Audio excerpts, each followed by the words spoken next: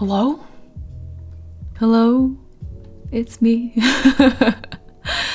I've been having high anxiety, but I'm still gonna stream.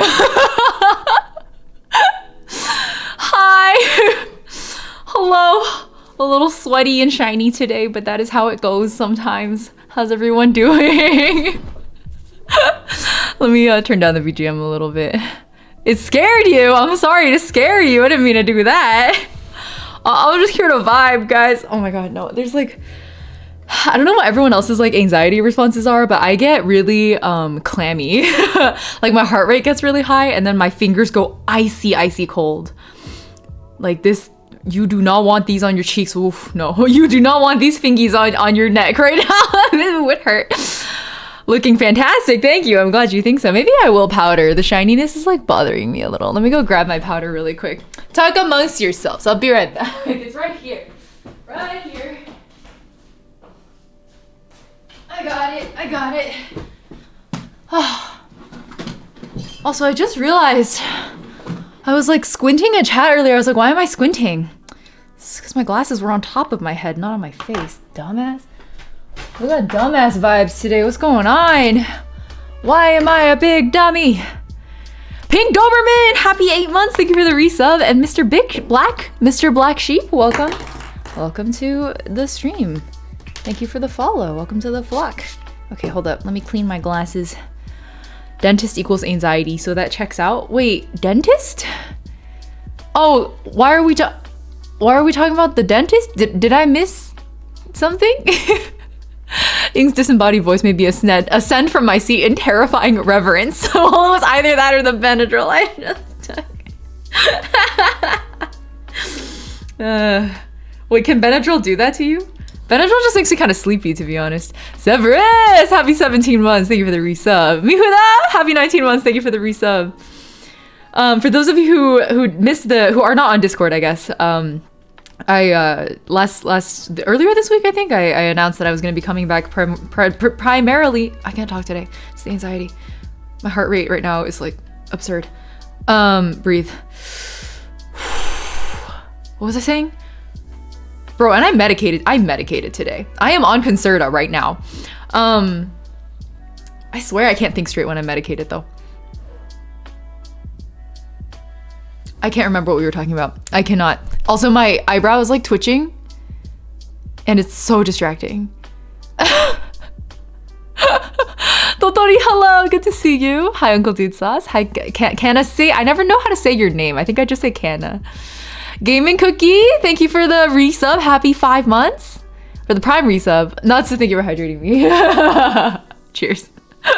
We were rolling on Nuts' phone earlier for Chiaki and it went really crazy. I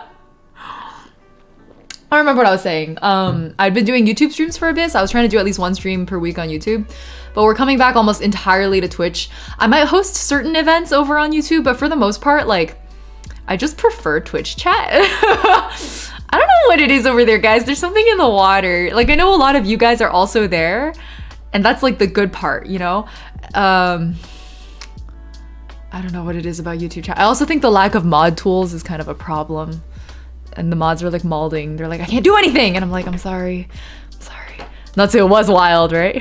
Focus them, Chi. Do you have any tips for someone who wants to learn Chinese from scratch? Brian, I think I'm a really bad person to ask that question. I appreciate you learning. Good luck on your Chinese learning journey. I'm a really bad person to ask that question because I have never known what it is like to not know Chinese. So I don't think I have good advice. I think when you want to ask, when you're learning a new language, I think going to native speakers is actually not the best place to get advice, because native speakers grew up speaking it, you know? So they don't really know what it's like to be completely new to that particular language. Yeah, it is scary, kinda. It is, Chinese is a very daunting language. Golvanik, am I saying your name right? Hello. I'm having a pretty nice night other than the accelerated heart rate situation, but it is slowly cooling down. I'm just here vibing with you. I'm gonna let myself like chill out a bit before we dive into the content. The few times I used it, YouTube live chat, it felt really clunky. Yeah, YouTube chat is clunky. Moderator tools are non-existent. The only thing I like better about YouTube is that they have, like, you have the waiting room option. I would love to have an option to like pre-schedule streams on Twitch. That would be nice, because then our waiting rooms can be shorter. Because on YouTube, I don't do a waiting room. I just like start the stream. We don't do a countdown at the front because I don't need to, because people already, like, they know it's a scheduled stream. People who knew about it and wanted to wait for it have already been sitting there waiting. I don't need to like count down into stream, right? And like wait for Notif crew to show up. So I like that. And I like the lack of redeems, but I can reproduce that at Twitch by just turning off all my redeems, which I haven't done, but I could. So I'm still thinking. We'll get there. I'll figure it out. You best learn Japanese when you're forcing yourself to play a game in Japanese. Oh, curtains, I get it. Yeah, I feel that very much. I think it's kind of like learning to become an artist. You just need like an unhealthy level of an obsession with something to get good at it. And I think language learning is probably under that umbrella too. Murderless Crow, hello. Zephyr, native speakers have so much unconscious knowledge. Exactly. I think non-native speakers are best equipped for giving advice to people who are also non-native speakers learning a language. Versus, I actually think I'm very well equipped to give advice to fellow heritage speakers who are, like me, raised speaking Chinese, but maybe like aren't very good at it or want to get better at Chinese. I think I have really good advice for people like that, but I don't have it for non-native speakers. Yeah. Sirius, I'm glad you like the golden hour cover. Thank you. Spicy Buttocks, thank you for the prime sub. You only get one of those. Thank you for spending it here. Very honored. Feels good to be back, guys. I know I literally haven't been gone, but it feels like ever since I started splitting my time between here and YouTube, it's felt like I've been gone, you know? But now that I'm like fully dedicated back here, I'm just like taking in the vibes. This is correct. These are the correct vibes. It's as Natsu said earlier, the vibes are just off on YouTube. I don't know what's going on out there. Something in the water. You were very into J-pop idols back in the day. Had very little who subbed on the regular, so most of us just learned it. Yeah, I almost learned Korean for that reason. I was one of the, what is it, like wave 2, wave 3 K-pop, like the 2008 like Big Bang fans. That was one of those. SH Snowbird, thank you for the prime resub. Happy 2 months. Hope you're enjoying yourself in there. I've also missed you here. Vibes are different. Yeah, I know, exactly. It's like, even though a lot of you all are there too, and I know that, it ain't the same. It ain't right. Something's a little off. I really cannot put my finger on it. There's just something. Like, for the most part, people have not been like outright rude or anything like that. Like, the worst we've had is like, backseaters, right? There are more backseaters on YouTube for sure, but like I can handle backseaters. That's not a big deal. There's something else. I don't know what it is. Seeing everyone's real name on YouTube, that is definitely weird. I do agree with that. Thank you for the level 3 hype train. Your community contributed a total of 11 sub gifts and 0 bits. I appreciate it. Thank you for that. Cheers to that. Drinking water at someone else's home. Wait, what do you mean? Talking in front of the class and Twitch is like chilling in the library. Oh my god, I think you're right. Yeah. Twitch chat is like you're chilling with your friends at the library, right? And doing like whatever comes to mind. And YouTube is like, I am here today to present my PowerPoint presentation that I pulled together in the last 10 minutes because I forgot about the assignment. And I'm just trying to pass this class kind of energy. I don't know what it is. Yeah, maybe that's it. People got their real names out there. Yeah, they do. A lot of people have their real names on YouTube because it was like connected to Google Plus for a while, which was interesting. I don't know. Overly political chatters in Discord. Oh, I see that too. Yeah. It's funny coming from you too, Santi, because that's literally your line of work. They do, scary. I was actually wondering if we could take a quick detour. Well, we'll see. I'll let you guys, oh my god, I literally brought my powder out and then I didn't use it. I'll let you guys vote probably, but basically there's something, let me present to you guys a dilemma, okay? Do we have our Genshin crew here, by the way? Are they too busy watching other Genshin streamers right now? Basically, I lost my 50-50. I was rolling off stream. I lost my 50-50 to, I was trying to roll for Sino because I skipped his banner last time and I felt bad because I was like, I want Tignati to have his boyfriend and I feel like really guilty that I didn't bring him home.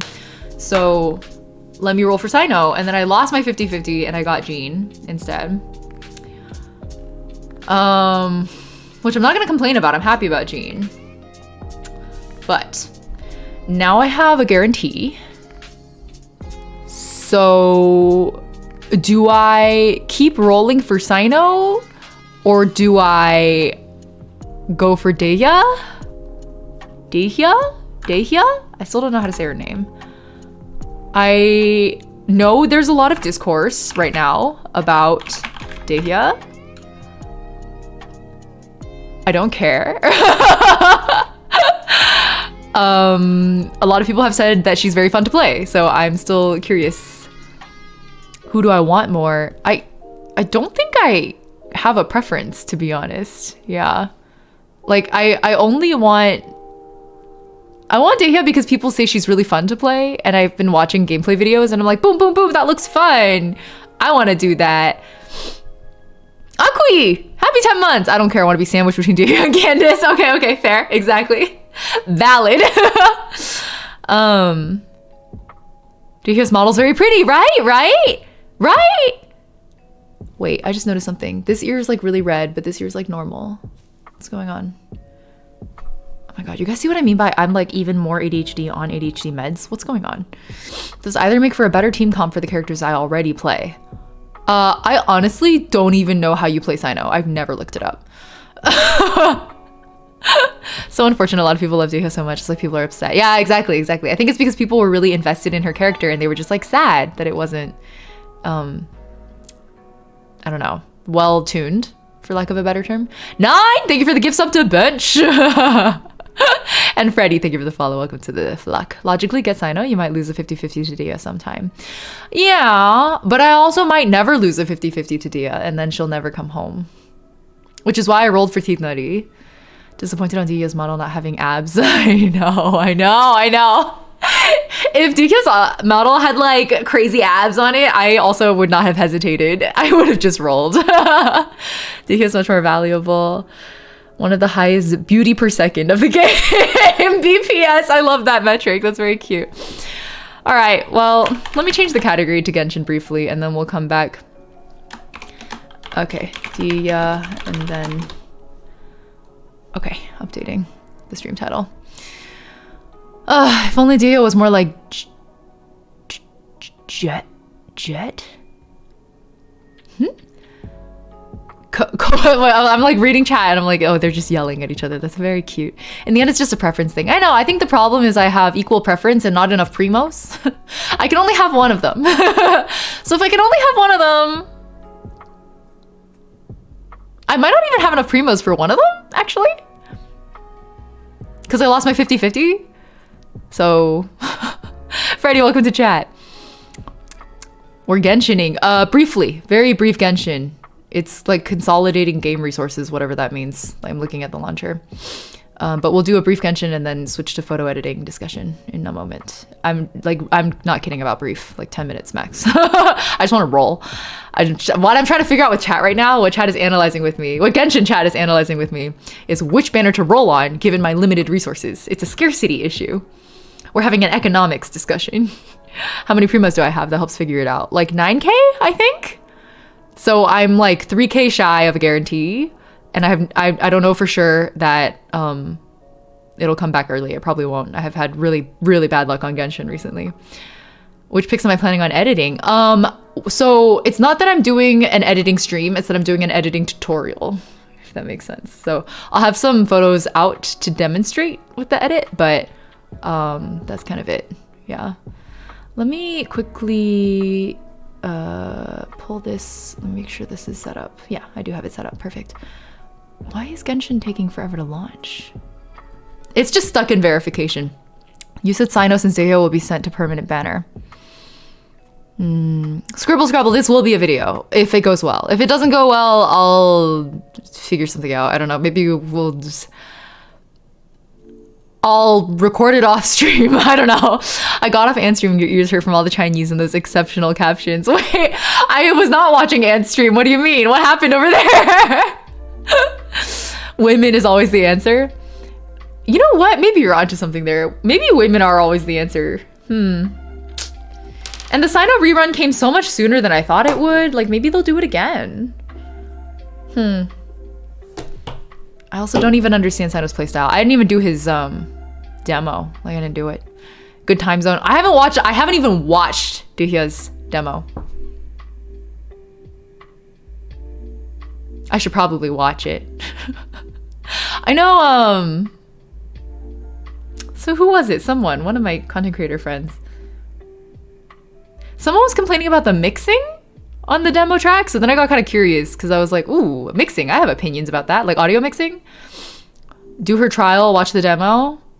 Okay. Well, since we're waiting anyways, let's do that. Hold up.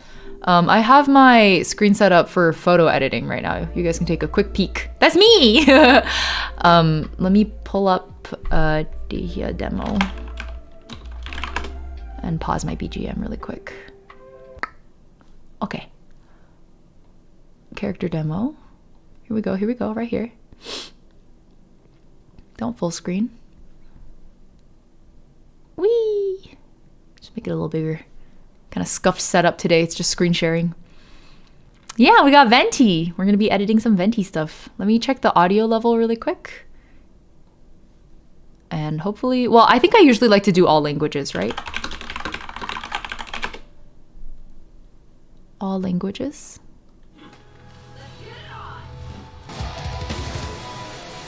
That was fast. Was it supposed to cut in like that? It was only... No, I don't think that's right. This isn't the full demo.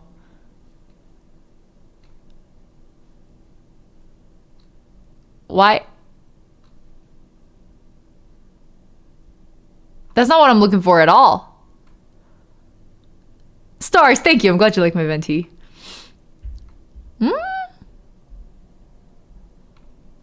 Is this it? Is this the demo?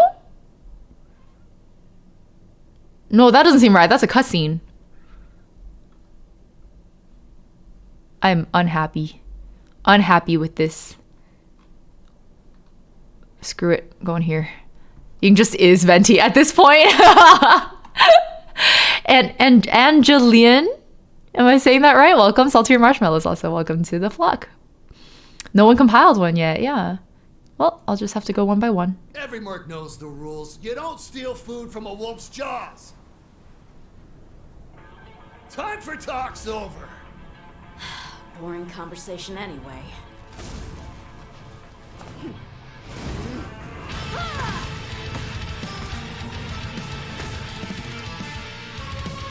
They need an epilepsy warning on this.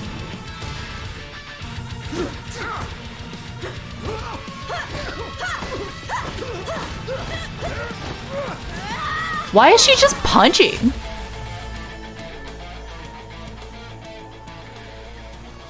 I've warned you before.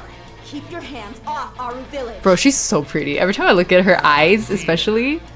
The green-eyed wolf answers to no one.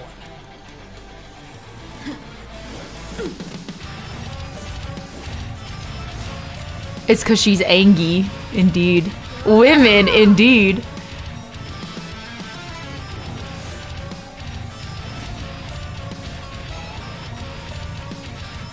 This mixing is like aight. Listen, I want to help you, but first you gotta back down. Wait, actually it is a little weird. Hold on. The voice lines are weirdly mixed. Boring conversation anyway.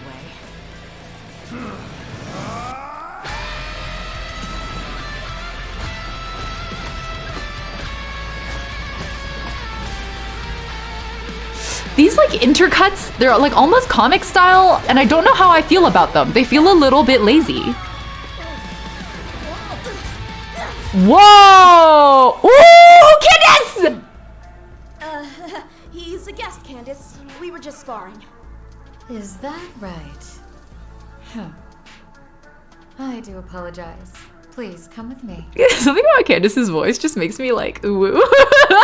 Candace is in a good mood. You're off the hook. Remember what I told you. Final warning. Even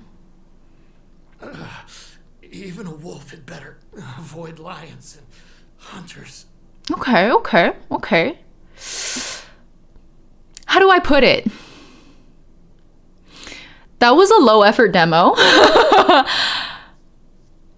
And she deserves better. I'm actually like a little bit confused. Yeah.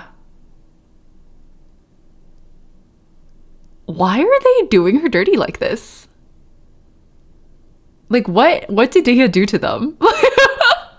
I'm so confused. Like there's all those bugs with her kit apparently, right? But everyone loves her. So would it have killed them to put in a little more effort? The music was good, but the audio mixing was I mean, I'm not gonna call it a mess. It wasn't like a shit show of a mix, but it was like it was an amateur mix. Like something happened with the voice lines. Yeah, she needs the Zhongli treatment, exactly. Low effort is because of production for it was partially over Lunar New Year break. Maybe that's it. I honestly would rather they just put things on pause though, you know? Yeah, I'm not gonna call it trash. That's taking it a bit far. It's fine. It's a fine demo, but it was like a deeply mediocre demo. She deserved a lot better. Okay, let's watch the Japanese one. 傭兵のルールの一つ、狼の口にある肉を奪うな。交渉決裂ってわけか。そんな時間もねえんだけどね。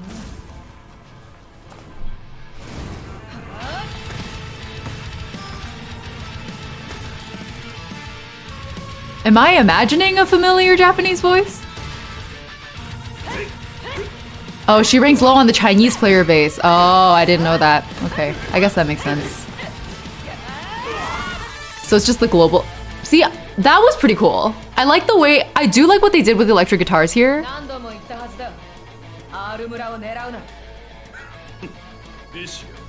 Hold on. Who? I cannot read kanji. Who is that?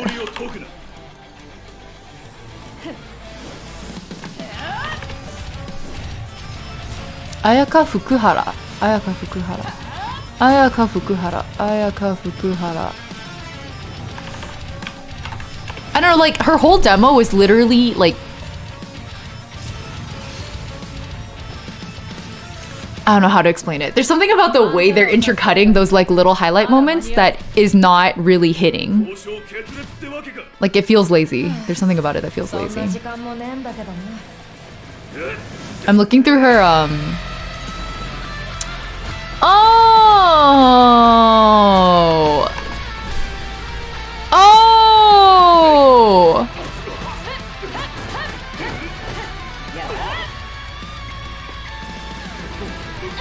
Sorry, I'm just making sure I know who these characters are. Do I? I don't. I only know one of her previous roles. そうですか。これは失礼しました。こちらへどうぞ。彼女が多めに見たから今回は見逃してやる。この前教えた言葉ちゃんと覚えとけよ。 What?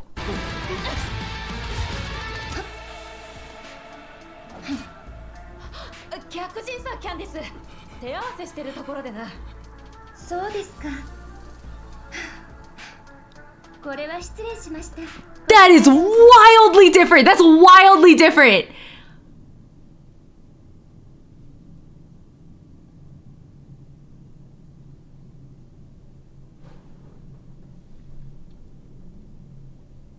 Hold on, let's just compare. Let's just compare real quick, okay? Hold that voice in your mind.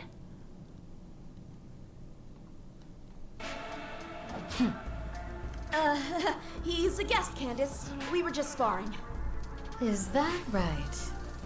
Huh. I do apologize. Please come with me. They're like different characters. What happened to the casting here? Was that intentional? I feel like usually they try to cast the characters pretty close across the languages, but this is like a big gap. Sunflower, hello, good to see you, welcome. That's a huge difference. Chinese Candace is, I think, actually. No, I think Chinese Candace is closer to the English one. Hold on, let me listen again. I do apologize. Please. Okay, well, let's go look it up. Let's go look it up. Dia demo Chinese. Where's the Chinese one? Please. I don't want to go to Bilibili! Man. Always. I always end up on freaking Bilibili. Stop this. Stop this. I don't want to. Where do I even go? I can't navigate this damn site. It's so confusing. Bilibili is so confusing. What even is Dihia's like Chinese name? Literally. Okay, I found it. I found it. I found it. I'll stop being dramatic now. I just don't like going to Bilibili. Okay. Here you go. There's a Chinese channel on YouTube. I didn't know that. That's not right. That's not the right one. That's not the right one. This one. It's kind of loud, right? 佣兵的规矩之一，不抢狼嘴里的肉，那就是没得谈了。也没时间谈。I'm so used to Dihia's Chinese voice. It's the most comfortable one to me. Hold on, I want Galqing. Give me HD. This is so crunchy. Why is it so crunchy? Stop this. She deserves better. I want to see every pixel on Dihia's face. 佣兵的规矩之一，不抢狼嘴里的肉，那就是没得谈了。也没时间谈。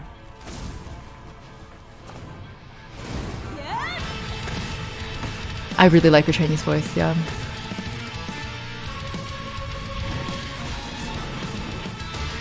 Yeah, no, the more times I watch this, the more I'm like, I think... Oh, sorry. Genshin just opened right in the middle. The more I think it's like, lazily executed. I'm just gonna be honest. I just have to be honest. What was that? Oh, she had a pair! Thank you for the raid. Welcome. Good to have you. Good to see you. How was your stream? We're checking Dia's demo right now because I haven't watched it. And I don't know, I was trying to figure out what made it feel kind of lazy.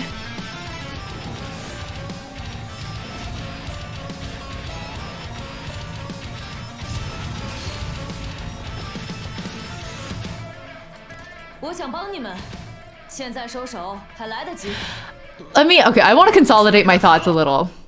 I think the reason this trailer feels lackluster is because the effects editing is both heavy-handed and yet not stylistic enough. And so it feels amateurish. And then cut that together with the fact that, like, despite the fact that it was actually a pretty solid soundtrack, with a lot of potential for like cutting to the beat and like having good momentum and rhythm with the like flashing images carrying you in, they didn't do any of that. They like didn't really make use of the soundtrack. And so essentially what the demo breaks into is like a showcase of Dihya in a fight where you get some close-up slow motion shots of her, same animations over and over. Like, it feels like a lot of recycled footage and it doesn't feel fresh. The environment doesn't feel fresh. The choreography doesn't feel fresh. The setting doesn't feel fresh. So there's nothing surprising in the demo. And that's why it feels super lackluster. It's sad. She deserves so much better. I don't understand why they handed her the short end of the stick like this. It's like really disappointing. Like, it makes me actually want to roll because I feel bad because she deserved better. You were doing emote and Lisa fan art pairs. Okay, I hope you guys had fun. No story, went straight to the fight. That's part of it. That's part of it. It's just plain lazy. Yeah. I don't know, man. It feels bad. She deserved so much better. Frustrating. It's frustrating. Okay, let me change this to capture Genshin Impact specifically. Is that better? I think so. Okay. It doesn't like they're non-paper characters. I mean, as much as I wish I could not agree with that, I have to, because so far they have been showing us there's a pattern emerging. But even Sino got decent treatment, you know? Man.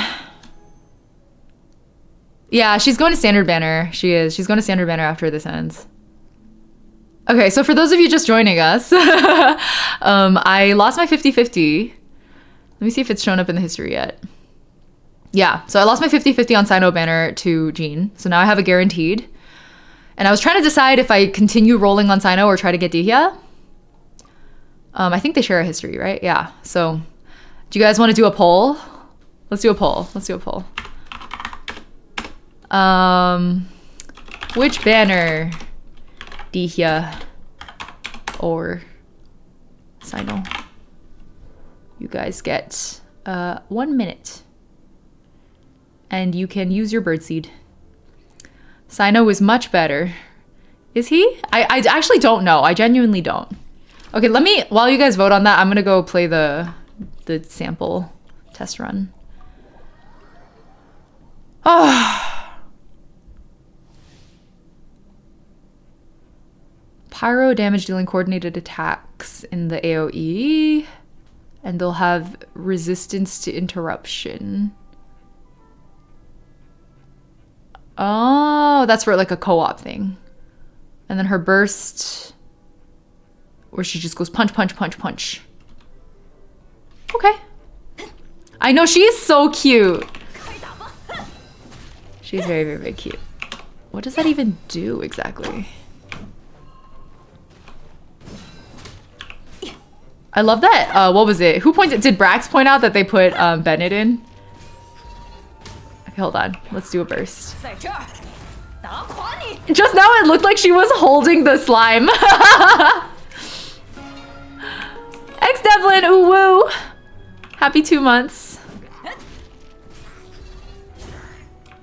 Thank you for the resub. Sorry, I was like a little distracted. Okay, one more.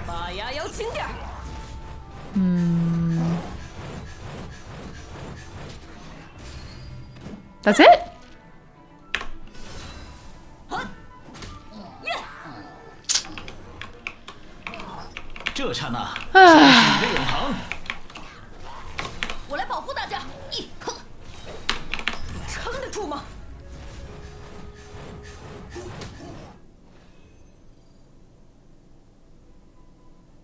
Wow, that was a close vote, guys. Oh, it's probably because someone pumped channel points. Oh, I didn't mean to continue. You guys are 51% Dihya. But it was because a certain someone who will not be named, or I don't know if they tell you guys. A certain someone pumped hella channel points. That's hilarious, actually. You can click E while her burst is going to punch faster, but it's really not that much better. Huh. Okay, so at this point, I think I've made peace with the fact that if I do roll Dihya, it is more for collection purposes. But to be honest, like, Sino would be the same. And I'll let you guys, you can have this. Yeah. Yeah, 51%. That's a majority. We'll go. I don't have a ritual for you, girlie. I'm sorry. You really deserve better. You deserve better than me, too. I'm gonna roll her just to have her to look at. You know what I mean? Maybe go punchy, take her out for a walk once in a while. See 20 Bennett. Wait, okay. I had a moment where I was like, am I rolling on the wrong banner? Because I've done that before. It's Teapot Impact, exactly. This is 30, by the way. I'm like fresh off pity. 30. I don't know if she's gonna come back early, man. 40. Yeah, hopefully they'll patch her somewhat. I mean, they need to at least patch the bug. 50. I've never, ever, ever. I haven't been this low on primos in like a very long time. I want pretty women in a paper. Yeah, exactly. 60?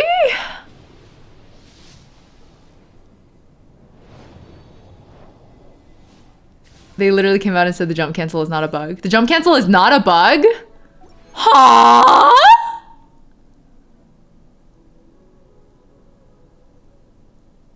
It's not a bug?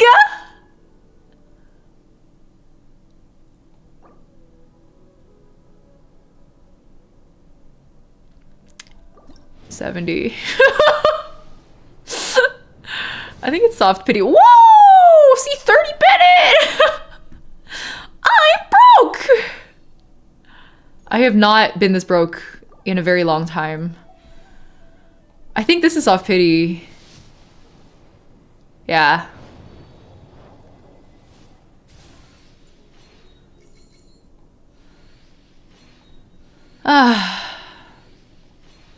I've been so unlucky on Genshin for so long.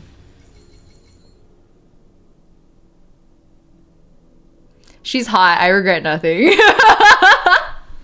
Hi, Mel. No, I lost my 50-50, so this was a guarantee. There was no kutching probability here. Yeah. Check my adventure handbook. I already did. I collected all of those.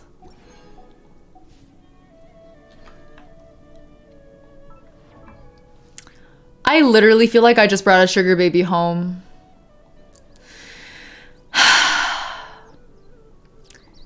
This is my trophy wife. Do you hear?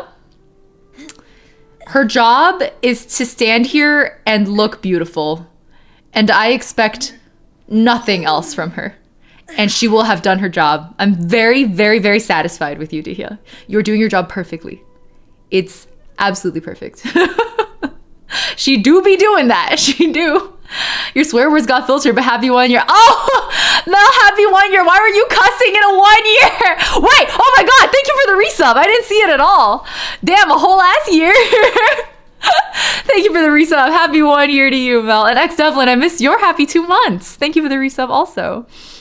I thought Raiden was, oh wait, since when did I ever say Raiden was my wife? She's not my wife. She can't cook. She can't be my wife.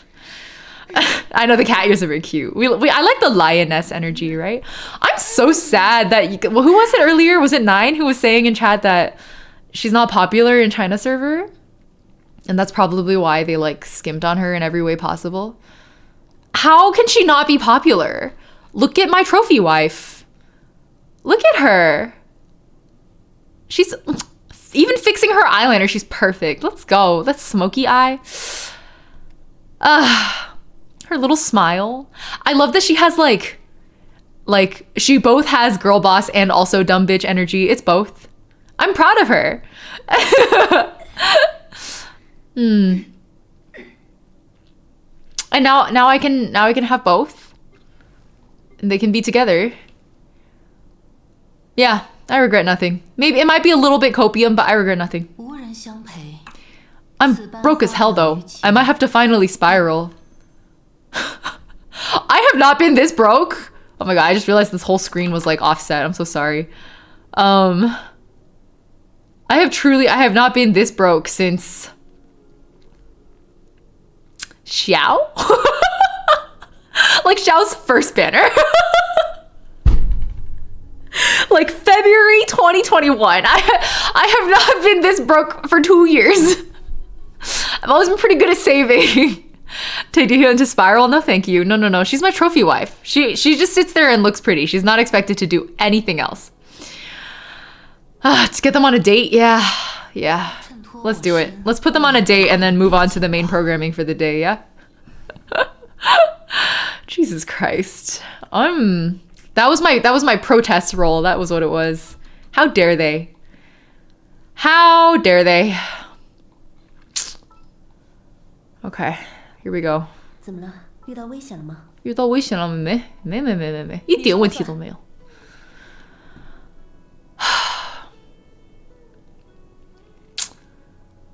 I love using Dihya to do nothing. Yeah, put her in the teapot. You guys get it. You understand me. That's it. That's her only job. Stand in the teapot and look cute. Yeah, we can do that too. Deploy these guys. Go to the teapot. So sad. I'm so sad. I know, Rin. Actually, Rin, some of your tweets testing her have been convincing me to get her anyway. I've seen so many friends basically, oh, look at my little circle, guys. You guys like my little conversation circle I have going here? Anyway,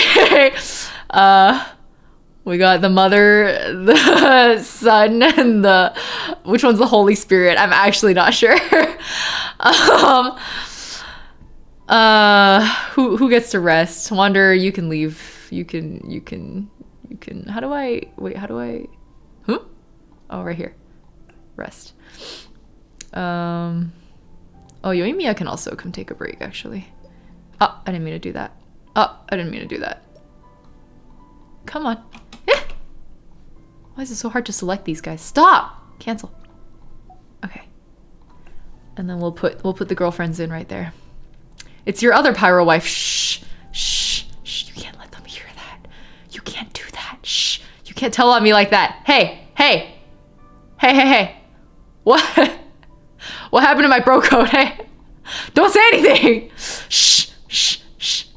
Yoimiya's the one true wife, okay? Okay? These two are obviously together. I would never even imagine. No. I could never get in between these two. Are you kidding me? No. Neither of these two are wife. Absolutely not. Unacceptable. No. Yoimiya, you didn't hear shit. You didn't hear anything. I do not need... No. No. I would never. How dare you? The Ying code.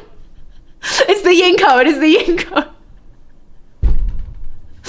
Listen, did I ever call her wife? No, I actually did not. Yoimiya is the only one other than... I'm thinking really hard right now.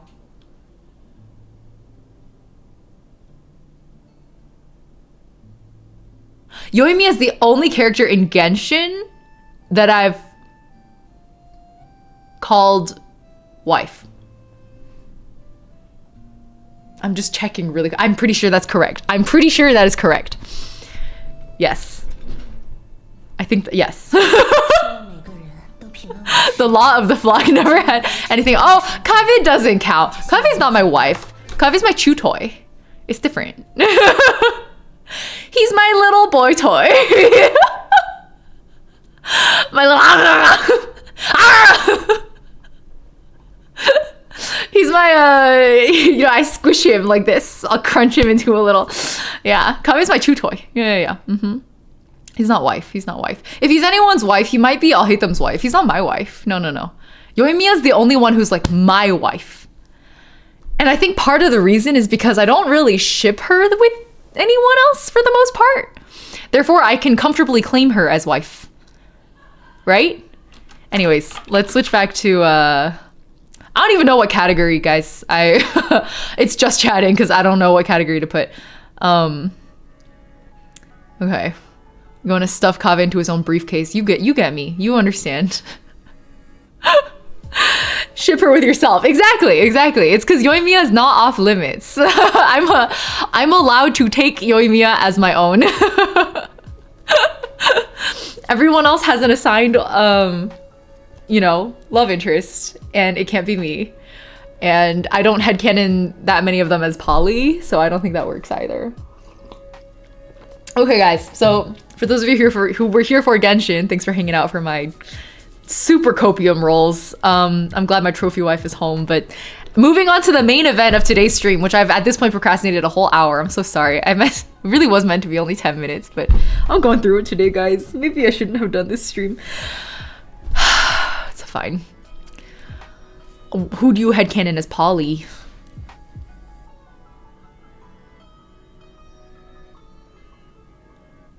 Yae?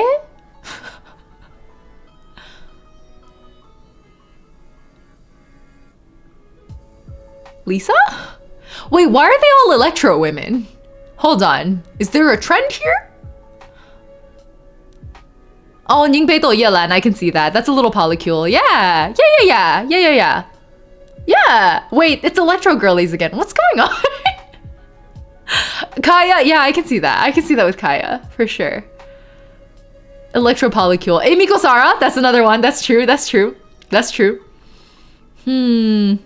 Yeah, I agree.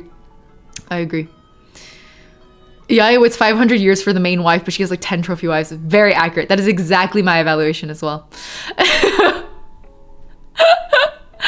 Okay, guys. Let's do the photo editing stream like I said I was gonna do. Okay, so I am recording this for YouTube, so feel free to say hi to YouTube if you would like. Let's go ahead and get started. I'm gonna hit recording. I'm gonna hit start recording. Boop. Okay, you guys ready for the main event? Hold on, let me come back. Let me come back to full screen with you guys. So,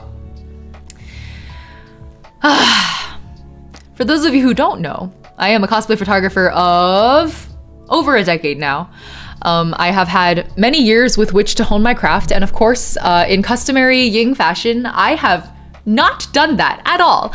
Instead, what I have developed is a suite of extremely scuffed editing techniques where essentially I fake it until I make it. I don't understand my process. I just know that there are certain dials that I hit and they do things. And so, in the spirit of being a jack of all trades and a master of none, and you know, despite the fact that I don't seem to know what I'm doing, but the end result seems to turn out perfectly fine for some reason, I want to share my hacks with you. So you also can be a low effort, high reward photo editor. The way this is gonna break down a little bit, okay, we're gonna do, the first part is gonna be like a 101 general photography session. So whether or not you do cosplay photography, or, you know, cosplay specific things, this is general photography knowledge, fake it till you make it style 101, okay? So we'll cover things like your basic like import flows, very standard, very standard, like lighting, contrast, cropping, lens correction, perspective adjustments, insert things here, like the basics. We'll cover the basics at a 101 level. Okay, part one. After that, we'll go into what I was gonna call it 102, but it's not, or 201. It's not really a 201. So part two then is gonna be cosplay specific fine-tuned editing. And so a lot of this is gonna have to do more with like retouching, things to look out for when you're editing a cosplayer's photos, things you might not think of. For example, a lot of cosplayers like to glue or otherwise tape or cover their eyebrows when they cosplay so they can draw their eyebrows however they want to. Oftentimes the end result of this can look quite messy on camera. It looks pretty good in person, but once you have it on camera, you see all the mess of it, right? And so like that's something to check for. If someone has tape on their like wristlet or whatever, right, for their prop that was falling apart at the convention, you want to check for that, right? Like little things like this, that like little touches, little fixes here and there that can make a world of difference in cosplay retouching, as well as honestly the more heavy-handed color type edits, because in cosplay editing, at least, I feel like I do a much more opinionated approach. It's much more about constructing like a scene, because I like to do I prefer photos that I think where the vibe of the photo matches the character. And I feel like in editorial or fashion or other photography, that is not so much the focus. So once more, in simplicity, the glue stick eyebrows, exactly. Mel, you get me. I don't do that personally anymore. I tried for a while, but it always came out messy. But I've learned to look out for it in other cosplayers. But yeah, in summary, part one is general generic photography, lighting, color, vignetting, cleanups. And then part two is cosplay specific touch-ups. And I'll put these two up on YouTube as two separate videos. So if you guys want to say hi to YouTube, go ahead and say hi to YouTube. But we'll put them up as two parts so people can pick and choose whichever one they would prefer to watch. So without further ado, let me actually start with, let's see. So, okay. While I have been a cosplay photographer of over a decade, to be honest, I cannot show you guys the photos that I took on stream today, because when I take photos, it's of other people. And when you edit photos of people, you do a lot of like zooming in on all their imperfections and cleaning it up. And I don't want to subject anyone else to that kind of treatment today. So we are only subjecting me to that treatment, which means today, for my demonstration purposes, I will only be editing photos that other people have taken of me in cosplay. However, to illustrate certain concepts, I will bring up like samples from my own photography portfolio so you guys can see examples, like so I can demonstrate like in my photos where have I done certain things, right? Let me quickly edit the stream description and we're good. Oh, also, I do want to show you guys really quick. I do have a resource that I have set up. So here you go. Oh God, that's OBS. Hold on. Okay. So I have, for those of you who don't know, I do actually keep like a resources page. It is right here. You can access the resources with the resources command. I do keep a resources page here on my like card basically. So if you've watched my graphic design video, for example, I have like a video here, a document here, basically going through like checklists, links to resources. Similarly, I've started working on a photography resources document. And so there's a checklist here in particular that I think is, I love checklists because I have a messy brain and checklists help me not forget things. So like I said, this is also split into two parts. There's the sort of general photography checks side on the left, and then the cosplay focused photography and editing side on the right. So that's how this resource is split up. And again, you can get to it through the resources command. So yeah. Okay, if you have any questions, just ask them directly in chat. I'll try to keep a close eye on it and address them as they come in, because usually, or if I'm going to address it later, then I'll talk about it then. Oh, I see you guys popping into the document. That's cute. Look at you guys go. Look, chat's showing up. Hold on, let me make sure the sharing settings are correct. Okay, it's can view. We're all good. Perfect. Ying Venti, yes. All right, so let's jump into things. Yeah, I'm gonna directly start with a and I'm gonna actually have a little pop quiz at the end, and if you are we'll do maybe 3 questions, and if you answer correctly, if you're the first to answer correctly, which I apologize because latency is a problem. I was gonna set up a Kahoot, but then I was like, Kahoot is expensive and our chat is over 200 people large, so that's gonna suck. Kahoot is very expensive once you go over like 20 people. But I'll do a pop quiz and we'll just do it in chat, and the first one to answer correctly will win a gift sub. Unless you were already gift subbed, in which case I will gift sub a random person in chat in your stead. ADHD and pop quiz, yeah, exactly. All right, let's see. So let's actually start with the software you can use, right? So here, this software that I have right now, this is Photoshop. A lot of photographers and editors you will find tend to prefer Lightroom in many cases, especially for these basic level edits of the 101 level that I'm doing right now. So we're here in part 1, photography basics. Most people prefer Lightroom. I personally use Camera Raw because I don't do large batch edits for the most part. I tend to do like single focused edits.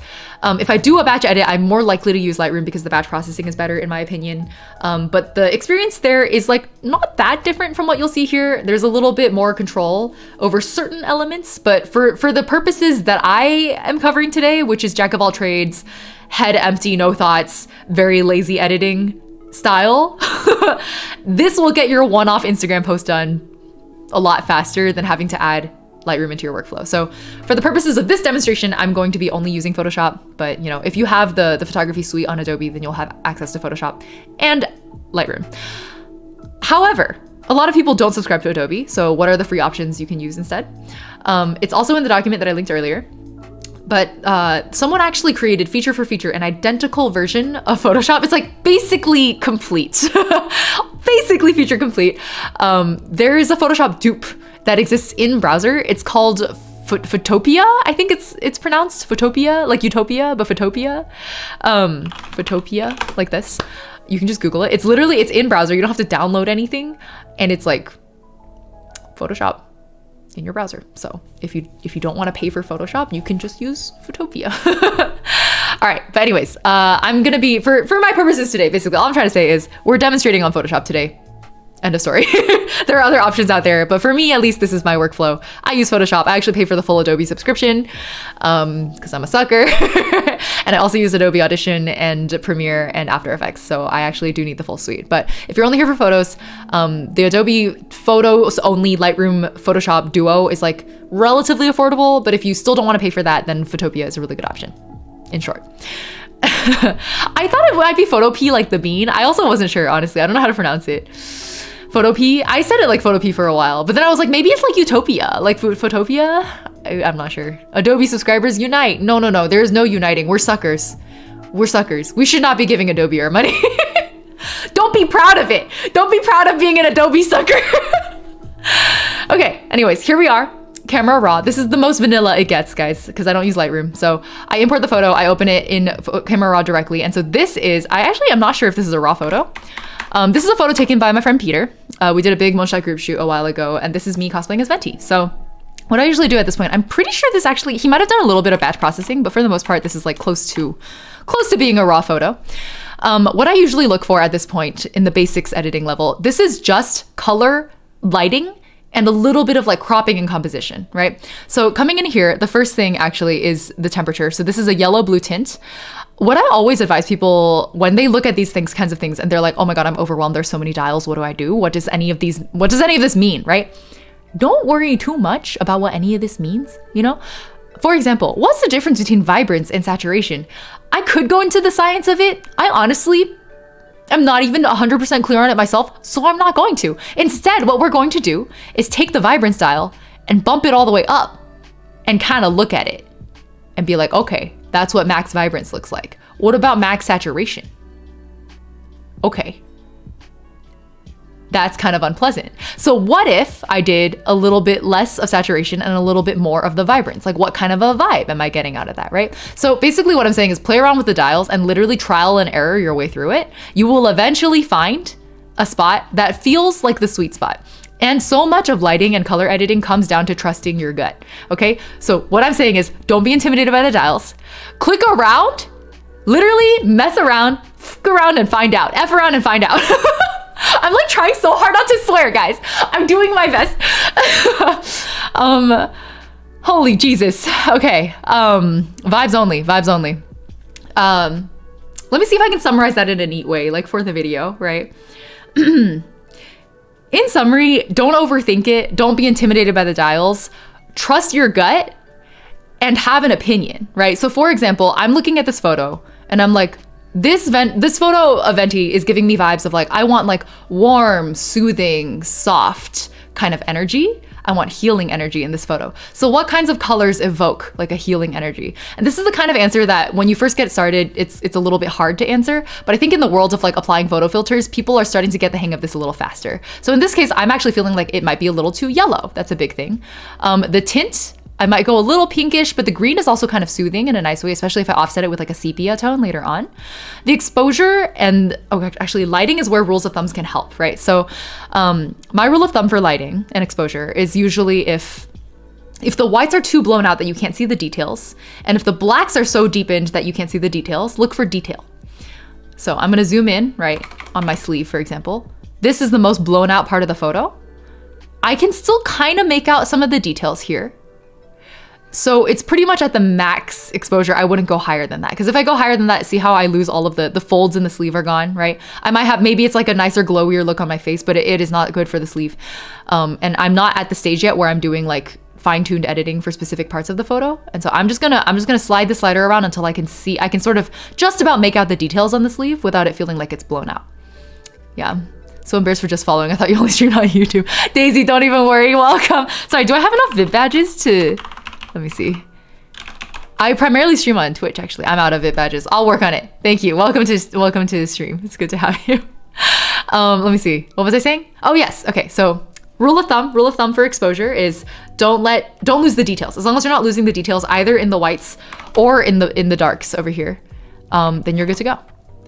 Oh shoot. I keep clicking weird things. I'm so sorry, guys. What is the hotkey for this again? H. So here's another case where I'm looking in the shadows. These are actually shadows that I don't care that much about, right? I don't actually care about losing details in those shadows. So what are the shadows I do care about? In the hair over here and in the back over here. Just a little bit of those shadows. Those are the only ones I actually care about. So as long as those shadows are not getting completely lost, the details, then I don't really care about lifting the shadows too much. All right, so let me just even this one out. I'm thinking, do I want the high contrast look? Not particularly. I think this photo is actually, the reason I think this is not a raw is because the lighting and the color is actually already fairly well balanced. I think that Peter has already adjusted this, so there's not too much to demonstrate here. But I wanted to pull this photo out to show you guys the rules of thumb. Another rule of thumb to look for the exposure part of this question is the histogram at the top. So you can see, again, don't worry too much about what all the lines mean. This is a 101 level course, right? Think about it as balance. So if you see anything peaking too high, so let me show you. If I were to overexpose this, notice how the histogram is grouped up at the right side now. It's all like peaking on the right side, right? What that's saying is like we basically have too much of the whites. It's like overbalanced on the whites. And so instead, if you counterbalance it and try to get an even looking histogram, even if I weren't like, if I were just covering this side of the screen, I'm not looking at my actual photo. If I were to only look at the histogram for the exposure, I could kind of eyeball where this is a pretty good balance, right? So I wasn't looking at the photo just now, I was only looking at the histogram. But if we zoom in on the whites now, like that is actually pretty solid. This is a pretty well balanced photo. So several rules of thumb if you are uncertain about trusting your gut just yet. These are good things to look for. Or again, if you can't trust your monitor calibration, that's another big one because everyone's monitors are a little wonky. You always want to check across different monitors. Mel, I'm glad you think I'm eloquent and well-spoken because I feel like I'm all over the place today. I feel really sorry for whichever editor I task with this one because it's going to be a hard time. I might actually want to just record it off stream, to be honest, if this doesn't go well, so it's kind of low stress. What does the x-axis represent here? These are kind of the exposure buckets, if that makes sense. So these are the shadows. These are the mid zones. I don't know what to call that. And these are like the highs, the whites, right? They're different, like if for example, if I were to dip the exposure all the way, it would be too heavy on the shadows and then you would see the histogram shift far to the left and overemphasize the shadows, right? You're taking a lot of notes already. I'm glad. I'm just trying to be helpful. So please ask questions if I'm being unclear. All right, so that's exposure. I'm trying to think if I should go into any more detail at the 101 level at this point. Yeah, I don't think so. I really think a lot of this comes down to trusting your gut, but importantly, knowing where your gut wants to take you. And in this case, my gut wants to take me to like a soft, cozy venti, and that's why I have dialed things, a little bit on the warm side, but not overly. I don't want it to be overly blue. Overly yellow is also too much, right? So I want it like right there, leaning yellow, but overall a pretty neutral balance. And I would say also that at the camera raw stage where you're doing these initial lighting and color edits, I wouldn't overdo too much on the stylization just yet because most of that happens in the second step, which we'll get to in a moment. So right now you're mostly checking for like not losing detail in your exposure or in your color balance. Trying to get to sort of as even of a palette as you can. This is also where you can do little clarity adjustments. Let me actually zoom in really close and show you guys what the differences are. So I think at the face is where you can really see it. So if I've amped up the clarity, notice how it like looks and feels sharper without actually getting like grainy or noisy. A lot of this has to do with like edge detection magic. So texture and clarity and dehaze can help you with that. Dehaze is especially helpful if you like did a sunset shoot where the sun was behind you and everything's kind of hazy in the lens. Dehazing can help you bring back some of the clarity there, but keep that hazy feel. I personally like to amp up the clarity just a little bit, but I find actually that it compromises the bokeh. So let me show you. You see how it messes up the bokeh here? It's not as like soft and creamy looking if I put the clarity up too high. So I often will just leave this as it is as well. Yeah. You should mention that the biggest factor that goes into editing is actually taking a photo at closest to the correct exposure. Oh, that's a really good point. Yeah. Because we're not talking about photography much at all. We're mostly talking about editing here. That's a really good point, Sunflower. Yeah, good call out. Yeah, the trick to decent exposure is to get the exposure right when you took the photo to begin with. And I also will say that if you have to choose, let's say you have a subject standing in front of a really bright window. If you have to choose between over or underexposing, I would always choose to underexpose because it's easier to bring back details in the shadows than it is to bring back details in the highlights. So that's just something to keep in mind. Did you just say bouquet with a hard T? I don't think so. Wait, when did I say the word bouquet? I don't think I said that. I don't know what word I said that sounded like it though.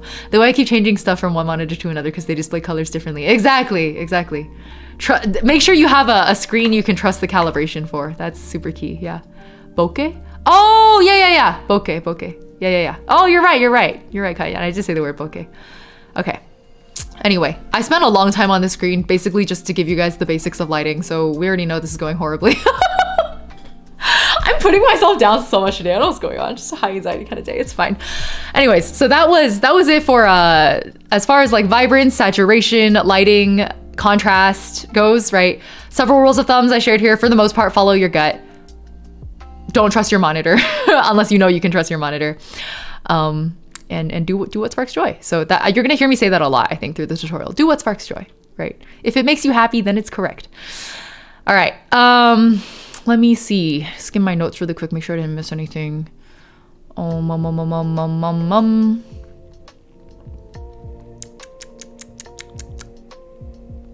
Oh yeah, I wanted to show you guys some examples. So basically, as we mentioned earlier, like exposing your actual photo correctly in the beginning is the best way to get good exposure, obviously. But that can often always be very difficult. Like I said earlier, there's often multiple lighting sources or lack of lighting in certain parts of the photo, and so you have to kind of pick between your bright window or your dark subject. Or you're in like unfavorable lighting conditions, such as a lot of people are scared of shooting in direct sunlight, for example, or on a cloudy day.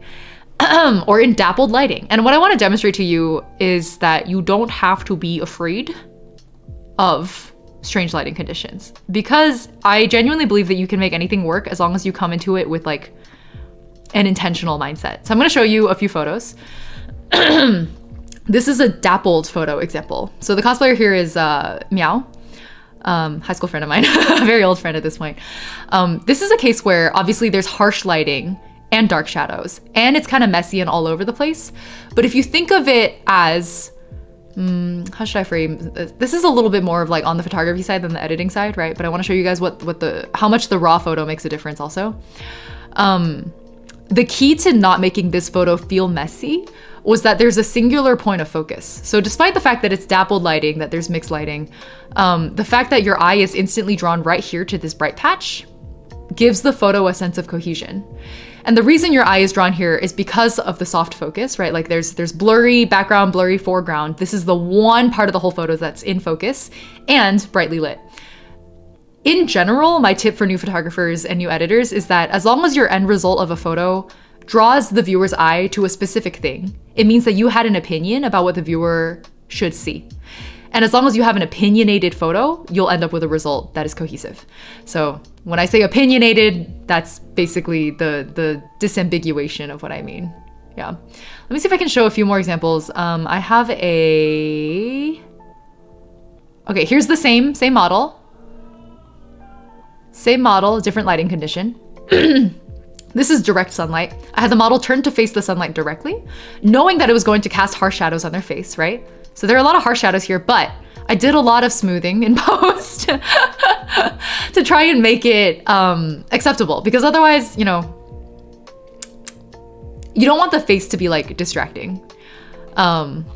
I really like this photo, yeah. It's the walking pose, the bit of motion you have. Actually, if I were to edit this again, I would have edited out the wrinkle in the cape here.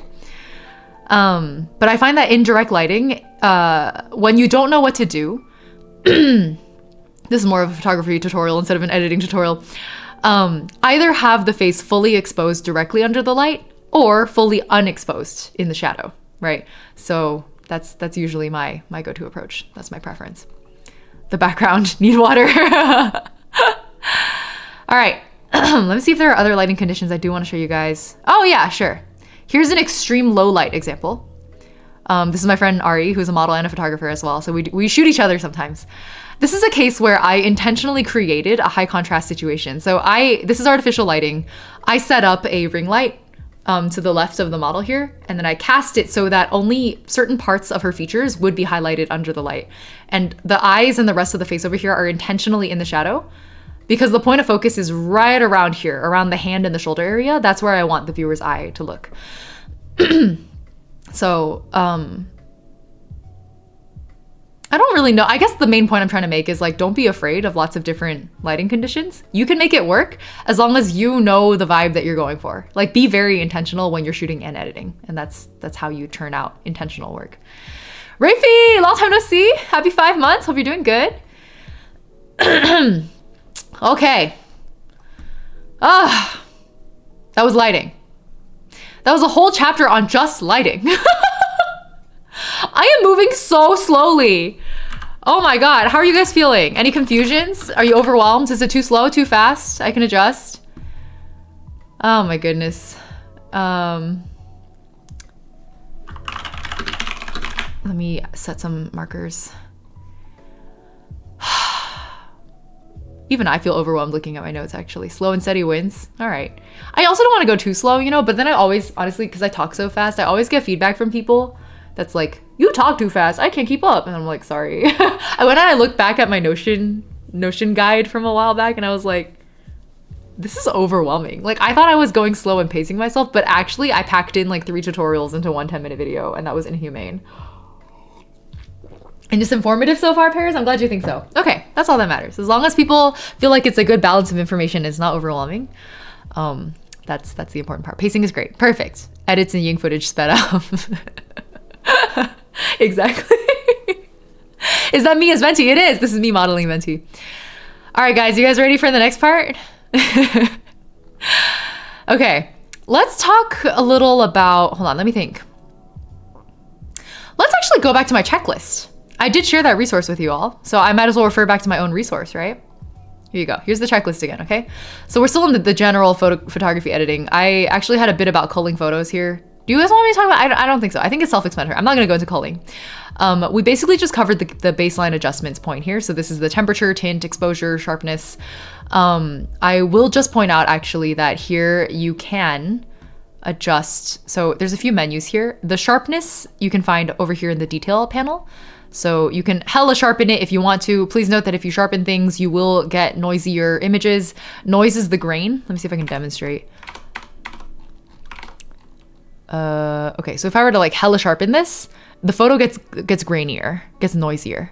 When you hear photographers talk about noise, this is what we mean. Do you see the graininess, especially in the background over here? When you sharpen things, this is the trade-off. So, because of that, if you sharpen just a little bit, right? Baseline sharpening is like this. It does feel a little bit soft, but the focus is on this eye, not this eye. I can sharpen it maybe just a touch and trade off a little bit of that graininess, right? Like, who the heck is zooming in this much? But what you can do instead is you can do noise reduction. So you can do a little bit of sharpening and noise reduction to try and kind of get the best of both worlds. But no matter what, sliding these styles against the original is always going to be impacting the quality. That's just the one thing to keep in mind. Yeah, there's always trade-offs. Editing is a game of trade-offs. It's economics. What did I say? We're talking economics. And there's different kinds of noise. There's color noise versus like, I guess, standard or exposure noise. I don't actually know what the official terminology is there, but like with the previous screen, slide around. Try to remember that if you over sharpen, you impact the graininess of the photo. So don't overdo it. And that's kind of it. That's just the one thing to call out. That's the one thing to call out on sharpening. Santi, good night. You did an old school film shoot and there was so much grain. Yeah, that's true. A film is such an interesting space because it's like your ISO is set. Good luck, fam. Shut up, Outlook. What was I saying? Let's go back to the checklist. Okay, so where'd it go? I keep losing it. I keep losing my checklist. Okay, so again, we got lens and perspective corrections. Perfect, that's the next thing. So let's go a little bit into the geometry, yeah? I actually think the geometry of this is pretty good. It's all set. However, can anyone get, can chat guess? Can you guys guess? Looking at this photo, what elevation did the photographer take this photo from? Like, compared to my eye level, was the photographer above me, at my eye level, below me? Where is the photographer relative to the subject for this photo? Can you guys figure it out? Oh, photo editing doc. Yes, Thaw, thank you. The command is resources.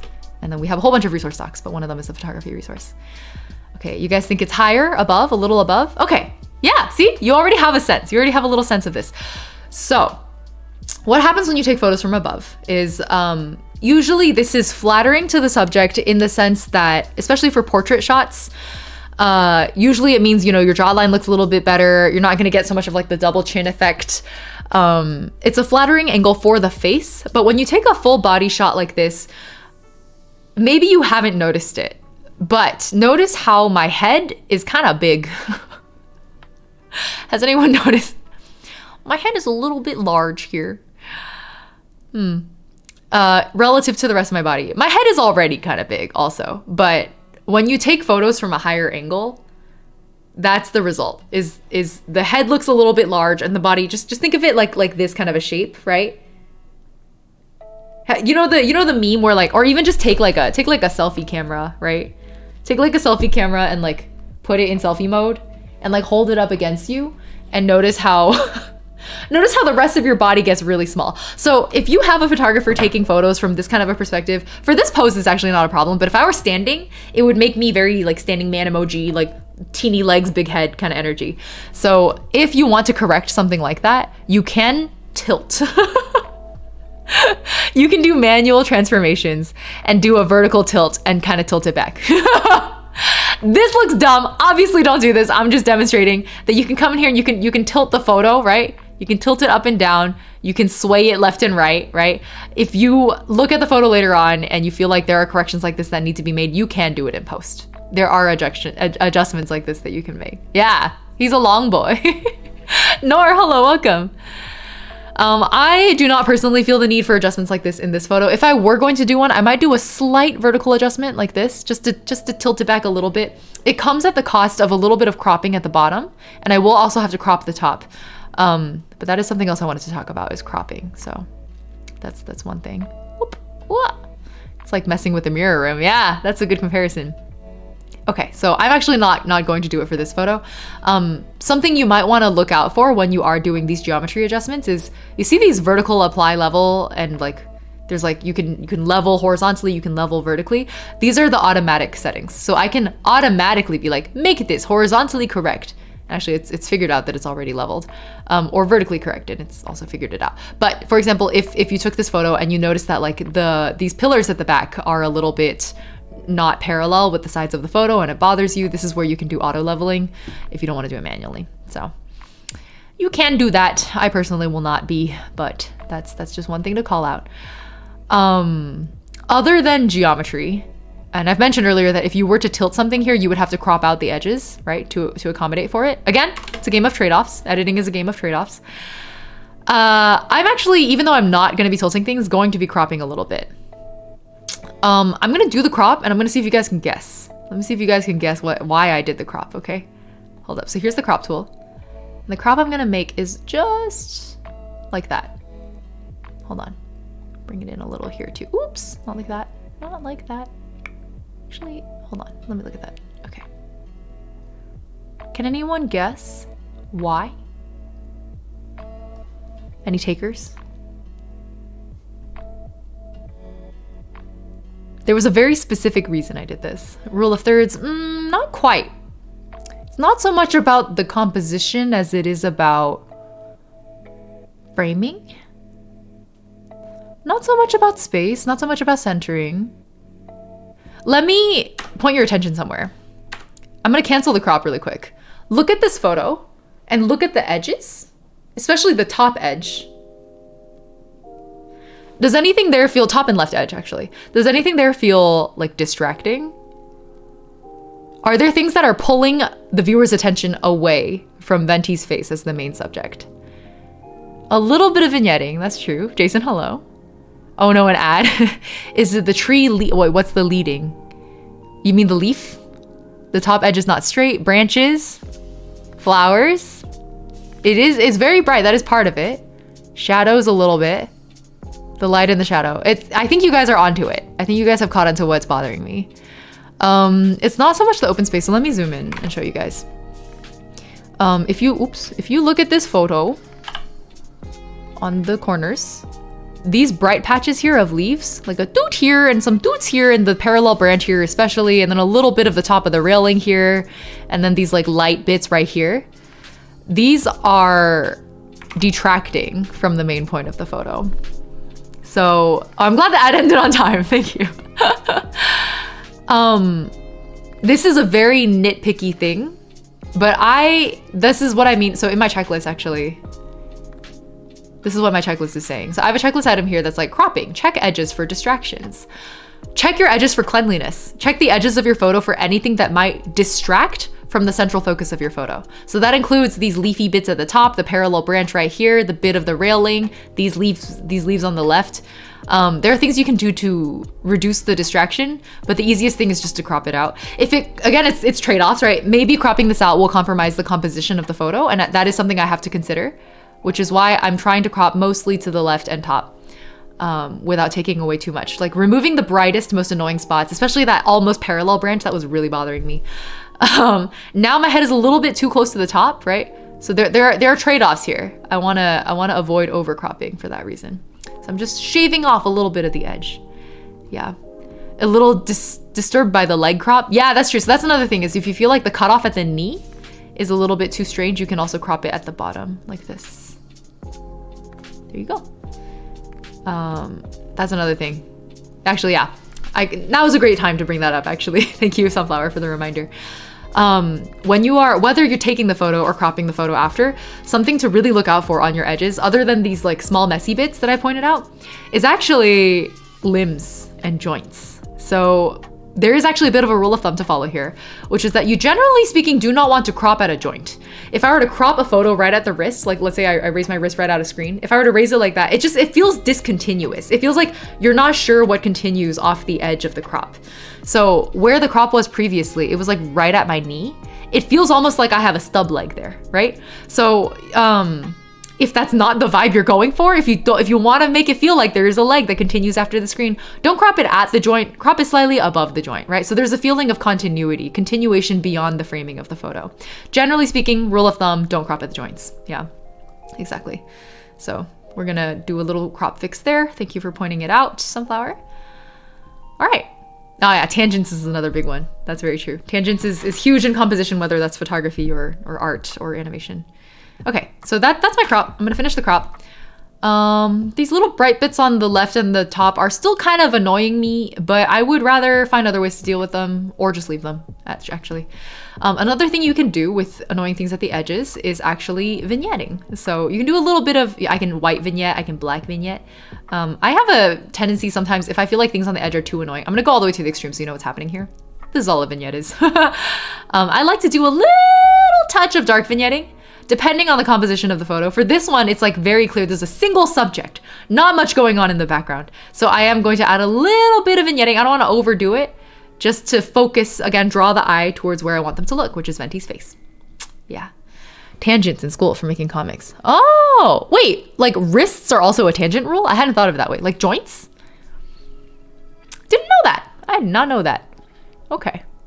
Vignetting is a tool to help you direct attention to the main subject class. Exactly. Well phrased. Well said. All right. That's the vignetting. And then I think that's basically it. That's basically all I would cover here. That's all I look at. There's obviously a lot of other things here. There's color grading. There's a color mixer. There's curves. Knock yourself out, honestly. Have fun if you want to. I am a brain dead mother effer, and I do not subscribe to I'm lazy, guys. I'm not gonna do that. No. I'm gonna go straight to open, and it's gonna open in Photoshop. And now we enter round two. Round two. This is where we start fine-tuning a little bit.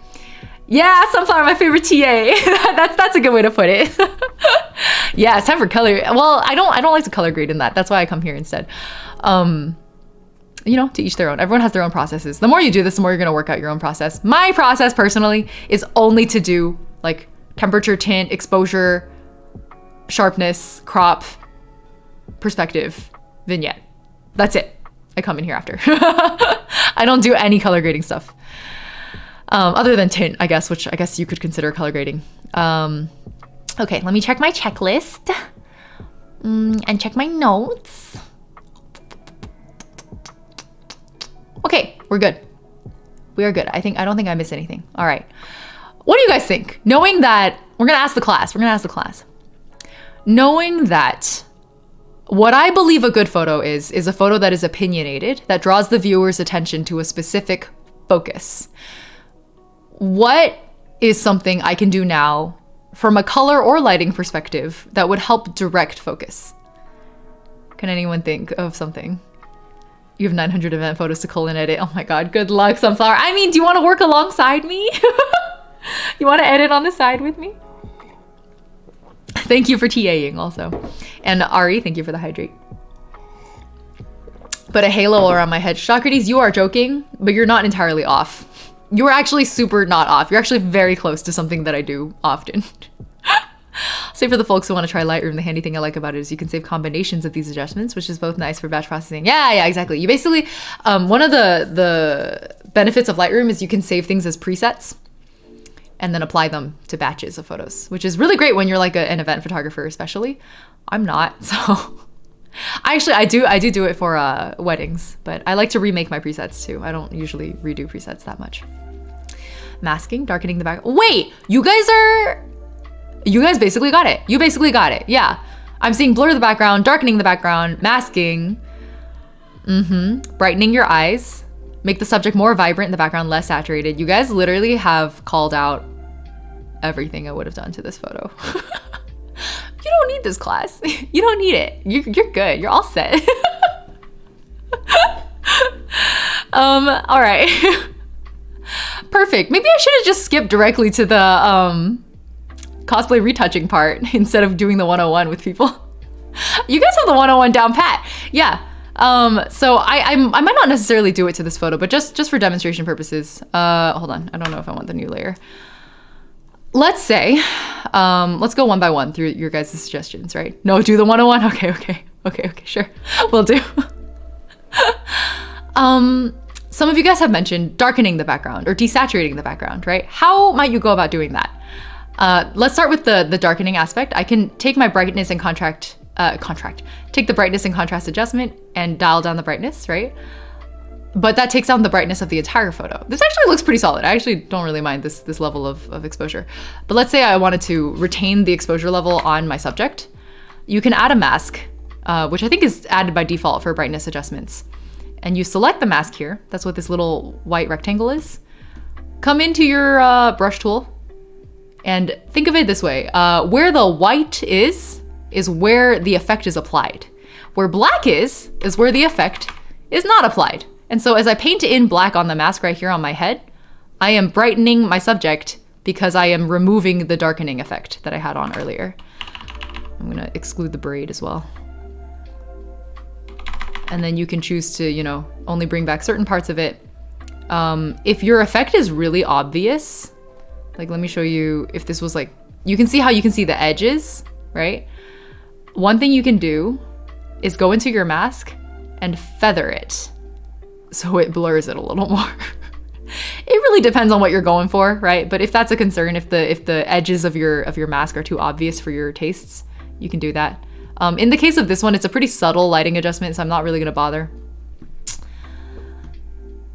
Very easy, extremely easy. So going over the steps again, right? Make your adjustment, paint in the mask, feather if necessary. That's it. Very simple. So in this case, all I'm doing is taking down the brightness just a notch. I'm actually gonna paint back in some of my mask here because I think I overdid it. Oops. I overdid it right here. Oops. Wrong color. Overdid it right here a little bit. Why is the background on the right so lightened? Because it was naturally already brighter on that side. So let me show you. Notice how it is darkening on the right side, but it's not darkening as much as the left. That's because the photo was already brighter to begin with on that side. Yeah. I don't necessarily want to change that. I do like the directionality of the light, so I'm probably going to keep it like that. Halo around the head was not far off. Exactly. That was exactly what I was saying. This is not far off at all. Because sometimes I'm not darkening the background. Sometimes I'm brightening the background, right? But this is something you can do. Another something else, you guys mentioned desaturating the background. You can do that. I try not to be too heavy-handed on this one. So this is the vibrance and saturation selector over here. You can reduce the vibrance or the saturation, whatever floats your boat. I usually take vibrance down. I usually take saturation down a touch. And this is to prevent all the colors in the back being distracting, right? Before I do this though, I usually like to do my color grading. So for demonstration purposes, before we go into vibrance and saturation adjustments to pull this foreground and the background apart, let's do some color grading first. So I actually have a weird quirk where I don't usually like green. Like this type of bright green in the back, not usually a big fan. Personal preference. Some people really like that shade of green. I just feel like it clashes with the other colors in this photo. That's not the shade of green I'm looking for to go with my foreground. So, given that, I'm gonna go into selective color and dial down the yellows and the greens. And you see how that almost has a desaturating effect right off the bat already? I kind of overdid it here, but it was specifically the shade of green, right? I didn't actually desaturate just now. I wasn't desaturating anything. That wasn't the same as taking the vibrant slider and taking it down, right? I was just taking the yellows out of the greens. That was all it was. Because the yellow greens are really annoying to me. Yeah, stars, exactly. So from there, another thing that I have done is the opposite. I have amped up the yellows. I've amped up the yellows all the way and taken down the greens and the blues and then just like pretended that the whole thing was actually just yellow. Hold on, let me see if I can demonstrate. Maybe it's the cyans. Oh wait, you know what? Better example. This is not the best fit for this. So let me show you guys an example instead. Another thing that I have done. Hold up, where is it? Here you go. Here is an example of where it was too yellow green, and so I just made it yellow instead. Look, those trees in the back, those were all green. That was all green to begin with. You can kind of still see traces of it because I didn't do a very good job. When the green doesn't match the color of the subject, I get annoyed. It's not the same palette, right? It's a palette control issue to me. Sometimes that shade of green is really nice. Sometimes I just don't like it. And in this case, like this cosplayer's blue over here and the green, it was just not doing it. It was not doing it for me. So I went with this is more of a complementary color setup, right? So an orange and purple contrast. I thought that was much more fun. So that's what I went for instead. Yeah. You wouldn't have known if I didn't mention. That's good. Great. I'm glad I tricked you. All right, perfect. Perfect. So I'm not gonna go that far for this one, but I am gonna take down the greens just a notch. Here we go. Just a little. And I also don't necessarily want it happening. So you can see how it's doing it to the whole subject. I'm gonna toggle it on and off here a little bit. Can you see? This is with the yellows. This is without the yellows. It's a little bit impacting the subject. And the whole thing feels kind of cooler, colder now, which is, again, I was going for like a warm vibe. It's not really doing it anymore, right? Which is like kind of annoying. So what I'm going to try, and I don't super know if this is going to work.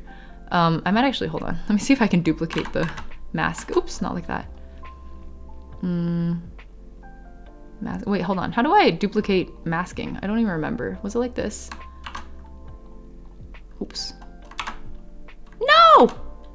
How do I paste? No! I don't remember. There was a way to copy masks. I'm not gonna do it right now. You can also clip, oh, hold on. That was what I was gonna do. Create a clipping mask. So you can clip it to the image underneath. And so it adopts this mask, basically, if I clip it. Let me undo that again. Release clipping mask. If I wanna duplicate this mask over the other layers, I don't wanna paint in my subject exclusion again, I can just clip it.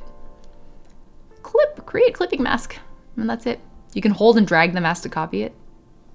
Yeah. Oh, it replaced instead of copying. I'll look up the shortcut later. I don't do this that often. I usually just clip if I need to.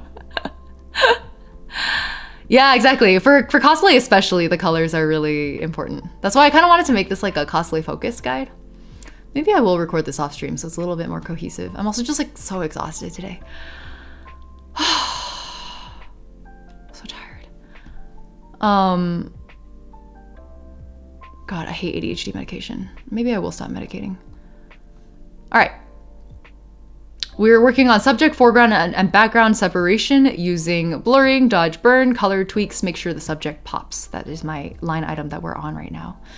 So, as you can see, the current selective color adjustment does not actually impact the subject of this photo. That's me. I'm the subject. All right, what else is lacking here? I actually think maybe... Can I go a little farther with this, do you think? I don't want to overdo it. I don't want to overdo it. I don't want to overdo it.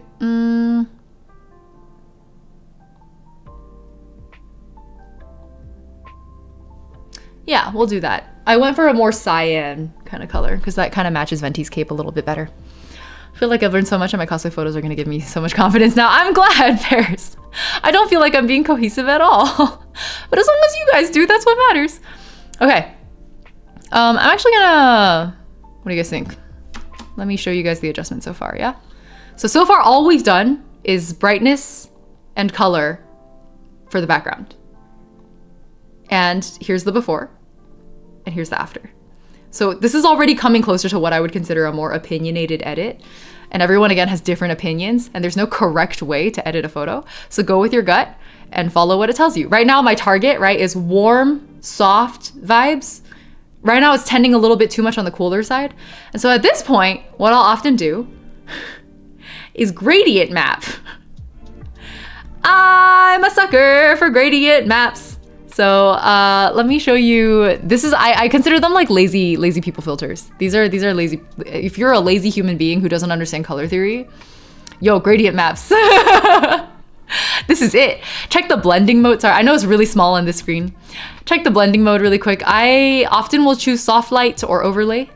Let's do soft light for now, and then slide the opacity all the way down to like 10% ish. And it's just a very, very, very gentle overlay. It's a very soft, here's the before, here's the after. I wanna find the colors that work best. In this case, it might not necessarily be this particular color I have going here. So let's see what else there is, right? You can make your own overlays too. There's this orange purple one that I use a lot of. I abuse this one all the time. I'm gonna up the opacity a little bit so you can see like actually what the difference is instead of it being super subtle. And let's click through a few of these and like find one that vibes, right? Ooh, this pinkish one, it's like cool, but it's soft, right? There's like a cuteness to it. Gradient map is your savior for art classes. I feel you, I agree. This pink one is nice. What else we got? I was gonna click through maybe some of the peachy tones. Oh, I like the, I actually do like the tending towards cooler ones, right? Cause like, so these two don't even seem that different, but notice how this one makes my skin tone look a little bit yellower in like an unhealthy way, and this one makes it like a nice cool pink. It's a great lazy move. I love lazy people hacks, man. I am so old and so tired. I do not want to put brain into my hobby works. Sakura vibes? I kind of see that. Yeah. Okay. I see. What about some greens? No, maybe not the greens. Maybe not the greens. Not really feeling those. Not really the grays either. Maybe the pastels. You guys have a favorite? Are you guys leaning the orange or the pink direction? I think that's where we're... or yellow. Yellow or pink? Yellower or pinker? What do you guys think? That one's too dramatic. Back when I still lived at home, I often did I would do this and then turn my monitor to my brother for a second opinion. I'd be like, A or B? And then he would be like, A. And I'm like, great, thank you for validating me. All right, looks like most people are leaning pink with a few yellows. And like I said earlier, there's no correct answer here, right? It's purely preference. I think I am inclined to agree with you all. I think I like the pinks. The peachiness of it is very pleasant. But it is a little bit overexposed. So let us go in here and just decrease it. And then I think I'm gonna have to adjust my skin tone a little bit to match also. Let's bring in an overall curve sliding adjustment also and take down the exposure just a notch, just a touch. Because I'm losing some of the detail. All right. Just like at the optometrist, exactly. One or two. Which one are you feeling? All right. Something I actually really like to do. Let me undo this curves change right now. We'll do the brightness adjustment like this. Oops, that is not the right. Oops, I keep doing the wrong thing. Adjustments for brightness. Take this down just a touch. I feel like it's overexposed. And then, this is at 13%. Let's go up just a little bit. Okay. If you really want a dramatic effect, instead of the gradient map, you also can do a gradient fill. So let's say I wanted this to feel like it was sunset. I selected the gradient fill tool. I have a gradient selected in the top left over here. And then I just kind of go boop. And then I go boop. And then I go boop. Another lazy hack if you want sunset vibes. I especially will do this with the orange and purple one, like that. This is for if I specifically, yeah, orange and purple does you right every time. I feel you, Daisy. I also gravitate towards that one. A lot of times it's just getting the angle right and making sure the purple and the orange aren't placing in the wrong spots I think that looks about right.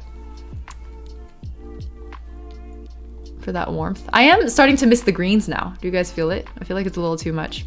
But I always think when I do color edits, I want to go into the more opinionated zone. I would rather over edit and then dial it back than under edit and have to feel like I have to amp things up, because then things start to get kind of messy. So that's usually where I land. I also will usually come into the curves and just do my little hack is I bump the center up and then I bump the bottom down. And I get this kind of like very gentle S-curve effect to amplify everything that I've made. And then again, here's the before and here's the after. I do feel like it's a little bit over edited, so I'm gonna dial back the opacity. And now you get like a gentler version of the edit that we just did. I actually do still think the face is a little bit overexposed, but that's it on color edits. Does anyone have questions or like different opinions from anything I did here? Also, I'm totally self-taught too, so literally learned all this just by clicking around. I think most of us are. It gives a little bit of a mood, right? It's a little bit more opinionated. Exactly. I feel like I want to bring back some of that orange and purple now.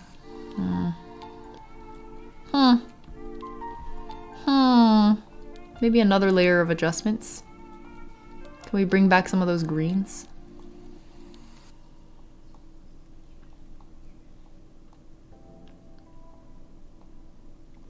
Maybe. And then, actually, I do feel like my skin tone looks a little wonky here. Study color theory. Yeah, color theory can take you a long way. It truly can. I am just not one of those people who studies. I am not. Here we go. All right, that's what I'm looking for. Then I'm gonna mask it. Boop, boop, boop, boop, boop. Boop, boop, boop, boop. Put it underneath and clip it. Wait, that's the opposite of what I wanted to do. Hold on. That's the opposite. All right. I only want to apply this adjustment to my face. So I need to do the opposite of my other masking. And on the skin. Okay. I just want it to look less yellow. I feel like all I did was brighten it, to be honest. Let's bring back... There we go. Okay. Yeah. Sharing the same brain cell over and over. A lot of us just learn from each other. It's so true. It's like passing the same $5 bill back and forth. I agree. Okay. What do you guys think? Anything else bothering you about this? From a lighting and color perspective, there's a lot more. There's a lot more to be done here. There's a lot more to be done here. Other than the lighting and color, we can also move on. What other things bother you about this photo? This is actually a huge way that I do photo editing, a huge way that I do like tuning and timing when I do vocal editing too. I close my eyes and I think about what's bothering me. In this case, I guess I'm opening my eyes and thinking about what's bothering me. Maybe the grass tone, is it still too yellow for you, Sunflower? I can see that. Hair base, do you want it that black? These are good questions. I don't mind the blackness personally, but that's, I think a lot of people would probably want to adjust that. And I would probably do that with selective color as well. Maybe in the blues.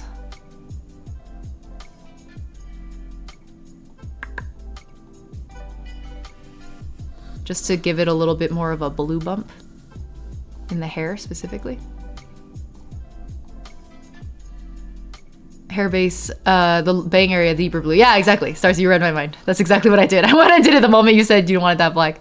I love it. We're so in sync. Did you up the saturation on the cloak a bit? I don't think so, but I did up the blues and the greens, so that might have picked up in the cloak. Yeah. Would you think the color of the lyre draws away from the face, or is it fine for you? You actually point out a great point. The lyre is very yellow. I kind of would love if it were a deeper brown. I wonder if I can get at that. Can I fake that? I've never tried this. Let's see. Let's see. Yet another selective color. Okay, if you were smart, you would name these. So this is hair blue and this is skin yellow. What the hell was this? See, this is why you name your layers. What the hell was this layer doing? I don't even know. I don't even know. Delete it. I don't think it's adding anything. Yeah. Let's mess with the lyre. Let's see if I can get the yellow down.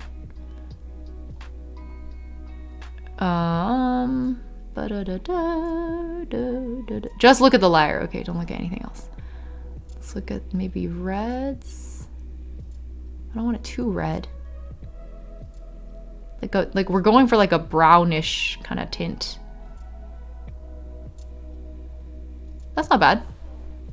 That's a browner. Just only look at the lyre. I almost even really like this overall color palette, to be honest. It feels very fairy tale. Like, this is nice, actually. Instead of the warm, soft vibe, this is more like cool and mysterious. Happy accidents. Sometimes I just mess around and things happen. I'm actually pretty happy with this. Yeah, I would even save this as an entire possible adjustment. Yeah, the whole thing feels more cohesive, right? Hello, welcome. Let's see. Is it maybe too much? Should I dial it back a little? Because what I was originally gonna do, right, was apply that only to the lyre. So what that would have looked like is, again, bucket fill, and then mask for just the lyre. So this would have been like something like that. I'm just gonna do a really lazy masking right now. Thankfully it's up against the colors that don't matter too much, so I don't have to mask too carefully. Right, like if I just turn the lyre brown, it's a very different approach from changing the whole thing. I think the grass being yellower than the green on your clothes helps make you the focus more, and desaturating the grass a little would help that too. Yeah. I am currently trying to decide if we do the whole thing or just the lyre. What do you guys think? Do you like the overall more selective color palette, where this is more, basically it's browns and blues is what this is, versus having more of the yellows for a softer, more natural look? You like the adjustment over the whole thing, Daisy? You guys have a preference? Should we run a poll? I'm curious. Again, there's no correct answer. Like, there's no better between these two. It's purely up to your personal preferences. There may be a more popular opinion. That may be true. Let's run a poll. I'm curious. Hold on. I'll do a Twitch poll, like with the overlay, so you guys can actually have it show up. Twitch poll overlay. Which one is better? More restricted blue brown palette, or more yellows natural? Okay, there you go. There's your poll. Do you guys have a preference? Let me zoom in a little, give you guys a better look at it. Move the poll out of the way too. Wait, there's nowhere for it to go. It can go here. Okay, so this is the one that I'm referring to as more blue brown. This is the one I'm referring to as more yellow and natural. Do you guys have a preference? I'll toggle it on and off a few times so you can take a look. Oh yeah, for those of you who haven't done this before, you can vote in chat by putting a number in chat.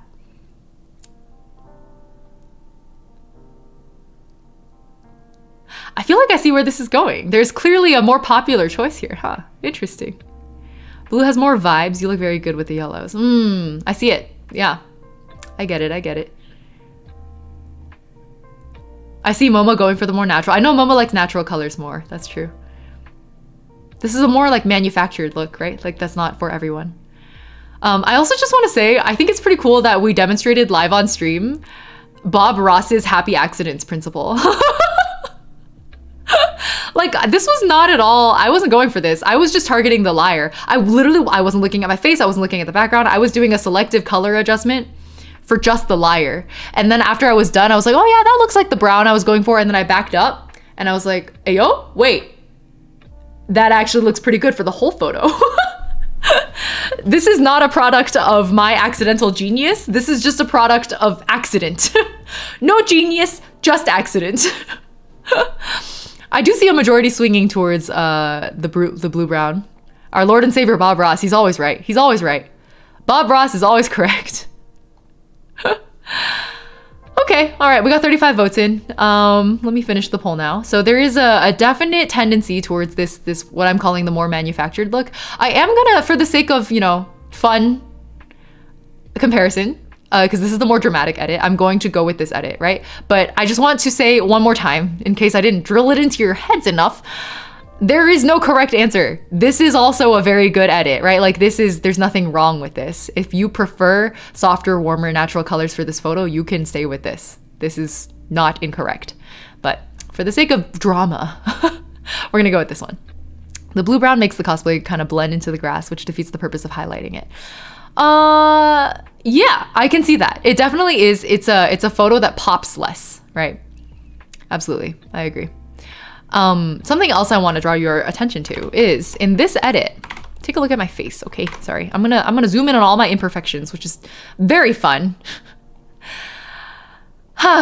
Okay, take a look at the eye bags and the laugh lines, right? Oh, let me hide the poll, hold on. Take a look at the eye bags and the laugh lines. Watch how they change when I disable the blue-green filter that we have on it. It's... Do you see what I'm seeing? Do you see the differences here? I'm just gonna pop it back and forth a bit so you can take a look. I call this the vampire effect. Do you know what I mean by the vampire effect? Yeah. It's like it's a more dramatic shadow basically on the face, and more dramatic shadows mean usually higher contrast, and higher contrast usually means that flaws such as eye bags, such as laugh lines, such as wrinkles pop a little bit more. It also means that my eyes pop more, which is a good thing. I look a little more tired. I see it. Yeah. Yeah, the cool colors emphasize the shadow. That's because of the way I did color selection here, to be fair. I didn't have to adjust the shadows quite so much the way that I did. But the way that this was edited is applying what I've been calling the vampire effect. But since we're keeping with this effect, right? Don't worry. The point I'm trying to make is if you feel like you apply a filter and it makes your face look bad and it makes you feel self-conscious as the cosplayer, I personally think it's fine to go in after and edit the imperfections away. Like if it's bothering you, just take it out. I do think there's, you know, everything in good balance, right? Don't overdo these kinds of things. Be transparent about your editing, right? Like I really like it when I go to Instagram profiles and people like have things in their profiles like I use face filters. Like great. I love that you're upfront about that. But I personally subscribe to the philosophy that as a cosplayer, like when we do this for fun, I want to find a balance between editing my face so that I feel good about it and also editing my face so that it still feels like a realistic representation of me. And the reason I don't feel so bad about editing away some of the shadows and the wrinkles is because they literally, you guys saw how it got highlighted by my edits. It really was not that bad before, and I made it worse in my color edits. So now if I want to go and dial that back again, I feel like I'm very justified. Yeah. I tend to go ham with the burn tool actually, but I'm jumping a little bit ahead of myself. This is more for the cosplay side retouching.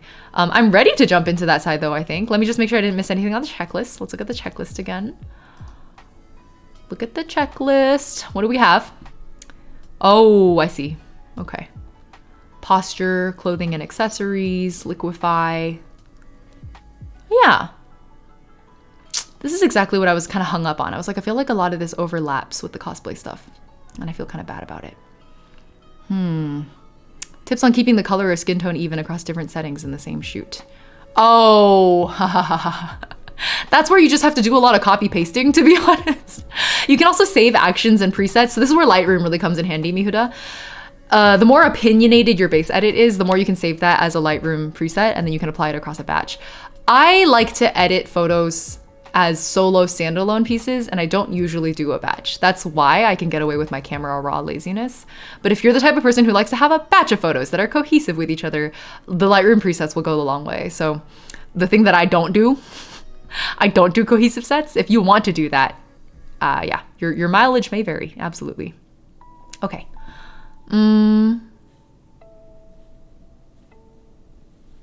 Cool. Should I jump ahead? I'm sorry, I'm just like thinking about it. I'm like, we can do liquefying.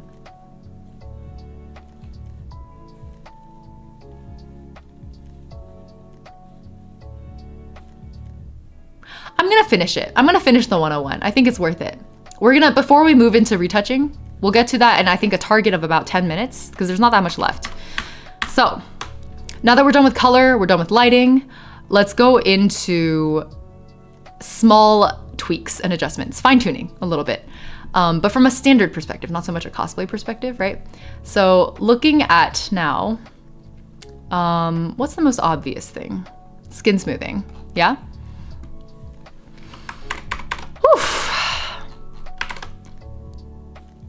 I don't know. Do I want to do skin smoothing as part of the cosplay thing though? I feel like I do.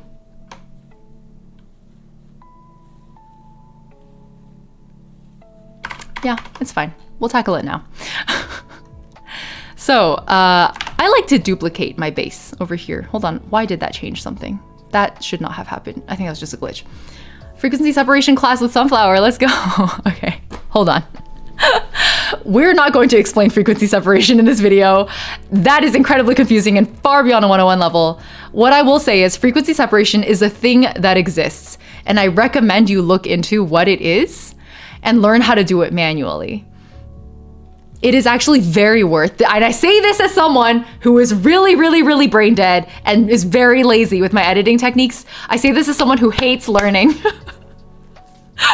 Learn frequency separation, it's worth it. However, I have an action here because I've done it, right? And so I've done it so many times, I like have it saved as a preset because it's the same goddamn actions every time. Oh God, I might have messed up. Hold on, let's see if my preset works. Hold on, I'm gonna group these all under a folder. These are the color edits. Color edits. Let's see if my frequency separation will work right now.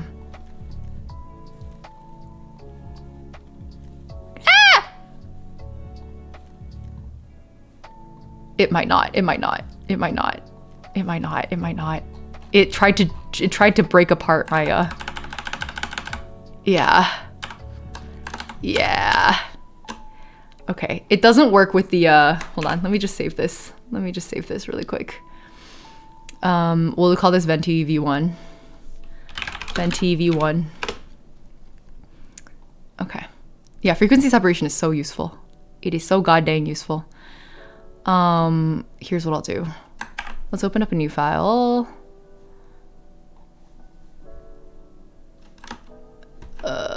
Save as. The thing about Photoshop actions is they can be very particular about how you name your layers, which is why you usually want to do them first. And I usually do the cleanups first before I go into color, but it's kind of mix and match for me. Save as a copy. Venti V2. Okay. All right, I'm gonna open Venti V2. Frequency separation is a level 300 class. There's so many tutorials on YouTube already. They're great. They're really good tutorials.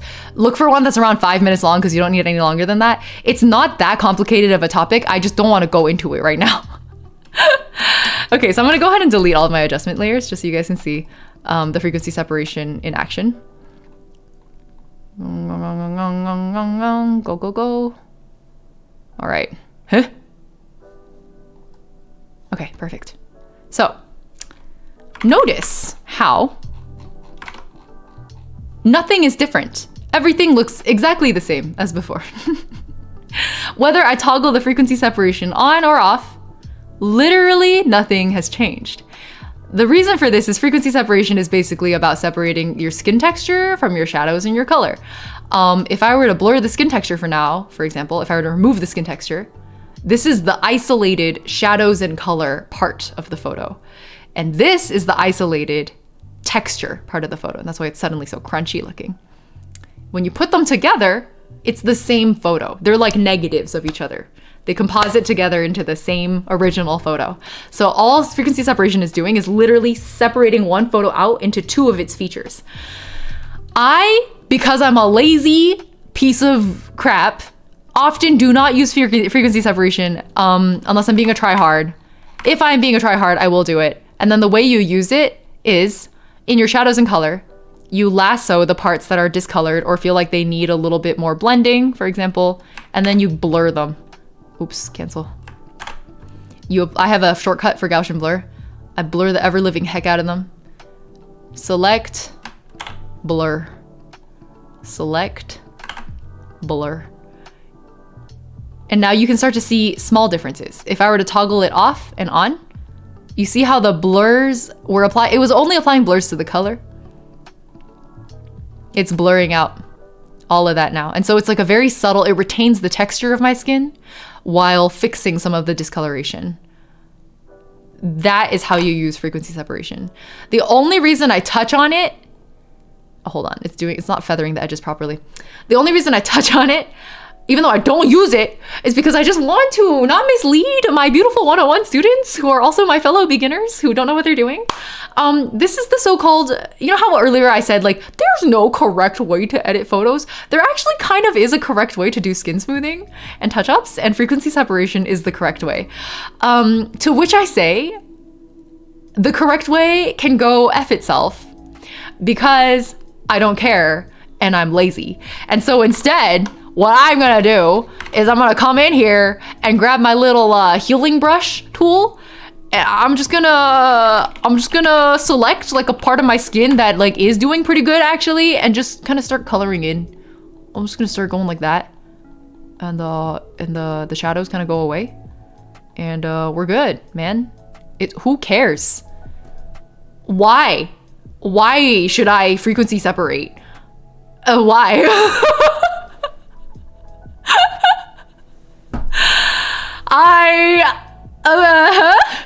It's fine.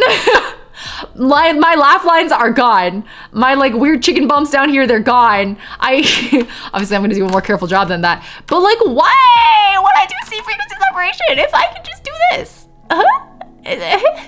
Look, I click and it goes away. It is so easy. Life can be so easy. Why make your life difficult, man? Why? When you can just, you know, click all your problems away. Here you go. See that little eye bag over there? No eye bag. What are you talking about? What eye bag? What eye bag? What eye bag? It's gone. Before, after. Before, after. Healing brush and frequency separation is a good combo too. But honestly, I don't even bother with the frequency separation. I do not care. I do not care. I'm lazy. This photo is going on Instagram, guys. It's not getting printed on a billboard. Like, the only reason you want to do frequency separation is because that's the best way to avoid losing detail in your photo. The detail doesn't matter. It doesn't. It's going on Instagram. If this was going on a billboard, I would have second thoughts. Absolutely. I would be much more careful with how I'm doing this. But the fact of the matter is it's not going on a billboard. The day has not yet come where my face will grace a billboard out on the highway or whatever.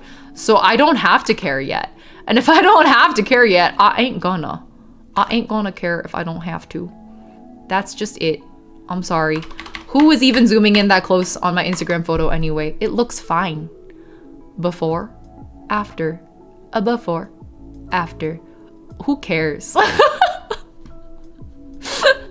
I see y'all being scholarly in chat. I'm glad I have actual people who know what they're actually doing. Half-ass it, man. Half-ass it. That's the mantra. Half-ass it. Okay. Anyway, that's on skin retouching. Let's quickly go into liquefaction. You'll notice that I like to duplicate my layers every time I do adjustments like this because every time I, regret things I want to backtrack, I like going back. This is the liquefy tool. If you've ever wondered how people make themselves look skinnier than they actually are, it's like this. Like if let's say I wanted like a really cute, like tiny jawline, I would just kind of go like boop Wow, oh my god, look how small and cute my face is. Oh my goodness, I'm like those Chinese cosplayers with the like little painted on faces. Wow, I can have a tiny nose. I can look how small my nose can be. Wow, holy shit. Oh my god, I just cussed. I need to stop. Wow, I can. You want big anime eyes? Grab that bloat tool. Grab it. You want anime eyes? You want anime eyes? Don't actually do that. My point is, liquefy means you can do anything. There was a time when I used to edit my photos like this. Back when I first got started, I was like, of course I want to look like those alien-looking cosplayers. Gone are those days. Nowadays, my personal mantra with the liquefy tool, I like to, where's the damn, that's not what I wanted to do at all. Okay, nowadays with liquefy, now that I've reset everything, I use it as a posture corrector.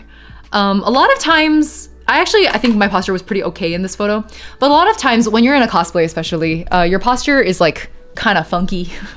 You're wearing weird capes, weird accessories. It can be hard if it's too tight or too loose to look like your back is straight or your neck is straight, right? So most of the time what I do now with liquefaction is, for example, I feel like I'm a little bit slouchy here, and you do want to mind the background. But if I feel a little slouchy here, I'm going to tuck in my back, right? So I usually start here and I worry about the background later. You see the background warping? It's a dead giveaway that you did some liquefying work here. I tuck in my shoulders so it looks like my back is a little bit straighter, right? Tuck in the arms. I might pull this forward a little to compensate and pull it up slightly, so it looks like my back is a little straighter. If I cared, I could do that. After I do these adjustments, I usually take a peek at the background, what kinds of warping has happened, where I can compromise pulling it back a little bit, straightening things out slightly after the fact, just enough that you can get away with the liquefying without it being too obvious, right? So here's an example. The before and the after. The only goal was to make my back look like it's a little straighter. That's kind of it. Cracks whip at group members. Straighten your posture. That's the thing with cosplay though. No matter how much you crack the whip, you're still actually gonna end up with weird posture because of, like, for example, this cape was like a lump on my back. No matter how much I straightened my back, this cape was gonna make me look like I was hunching. And so straightening the posture a little bit for that more regal, elegant look that I wanted Venti to go for here, I think it can help a lot. Yeah, that's my personal preference. Those are some anime peepers indeed. All right. That was one thing. So posture correction. I think that's kind of it. I think that's kind of it for the one-on-one. Stealing that tip immediately. Yo, liquefying for posture is everything. Like, I think a lot of people go like, oh, you liquefied it like crazy. Like, you're trying to make yourself look skinnier than you actually are or whatever. And I'm just like, that's not it. That's really not about it. Sorry, I noticed some warping on the cape, so I'm trying to fix it. Most of the time when I'm liquefying, it's purely just to correct the hunching look that often just comes naturally with cosplay. Or in this case, like this sleeve cuff was too loose on me. I want to tighten it a little. I can just do that. I have to be careful with what it does to my fingers down there, obviously. But like, I can literally just do that. I can tighten the clothes after the fact. Another thing I really like to do, this is more on the cosplay side, and I'll cover it again when we get there, is like little adjustments here in the eyebrow, like eye makeup, right? If I wanted like a different expression, if I wanted a little more of a smile, these are all little adjustments that can really go a long way in changing the vibe of the photo. It's not a you have to, it's more of a if you want to, right? But I feel like posture is really important. So here's the before and the after. Before, after. I adjust brows a lot. I do too. Yeah, brows are everything. This changes the game for you, Paris. All right, guys, feeling good? Feeling good about the 101? Shall we do a quick review? Let's do a quick review. Let's see if I can remember. I mean, I have the checklist. Maybe I'll just go down the checklist. Here we go. Okay, quick review, right? Pull in the photo, whether you use Lightroom or Camera Raw, start with the basics. Get your photo to either a neutral state or an opinionated state as far as it goes with color and lighting. Don't lose the details in your brightness. Don't lose the details in the shadows, right? Coming into the actual Photoshop editor, this is where you can do a lot of fine tuning. You can do your skin smoothing, you can adjust your posture, you can check on things to clean up the background, make sure you pull the subject away from the background and the foreground so that the audience's attention draws to a specific focal point. And then check for little mistakes, little cleanups you need here or there. And that's it. That's literally it. Use gradient maps for color. Use frequency separation if you're a tryhard. Use healing brush if you're a lazy butt like me. Oh, there is one thing I forgot, which we'll cover in literally 30 seconds, which is you can clean up the background or whatever it is that you want to remove with the clone stamp tool. Which I'll just very quickly demonstrate right now. So if I think this branch is kind of annoying me, I can just paint it away. And now it's gone, right? If I felt like that was messing with the composition of the shot, I could just get rid of that branch. And that's it. That's the full summary, guys. That is it. Any questions, class? Any questions? Do liquify adjustments also end up making a photo somewhat blurry? Ah, yes, they do sometimes have that effect. You can resharpen it after. I personally don't see a big difference, so I don't bother.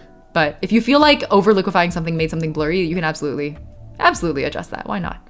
Buy branch. Do you guys want the branch back? Is that how people remove people from backgrounds?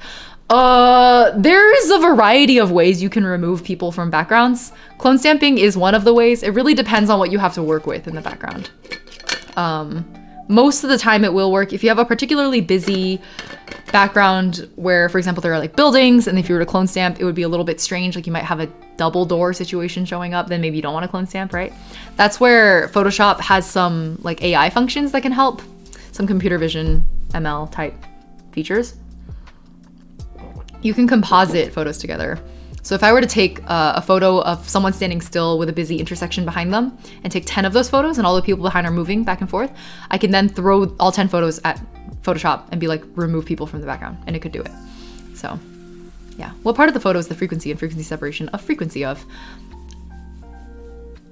I'm not super sure what the question is asking, Air Brilliance, but you can think of it as separating into two parts.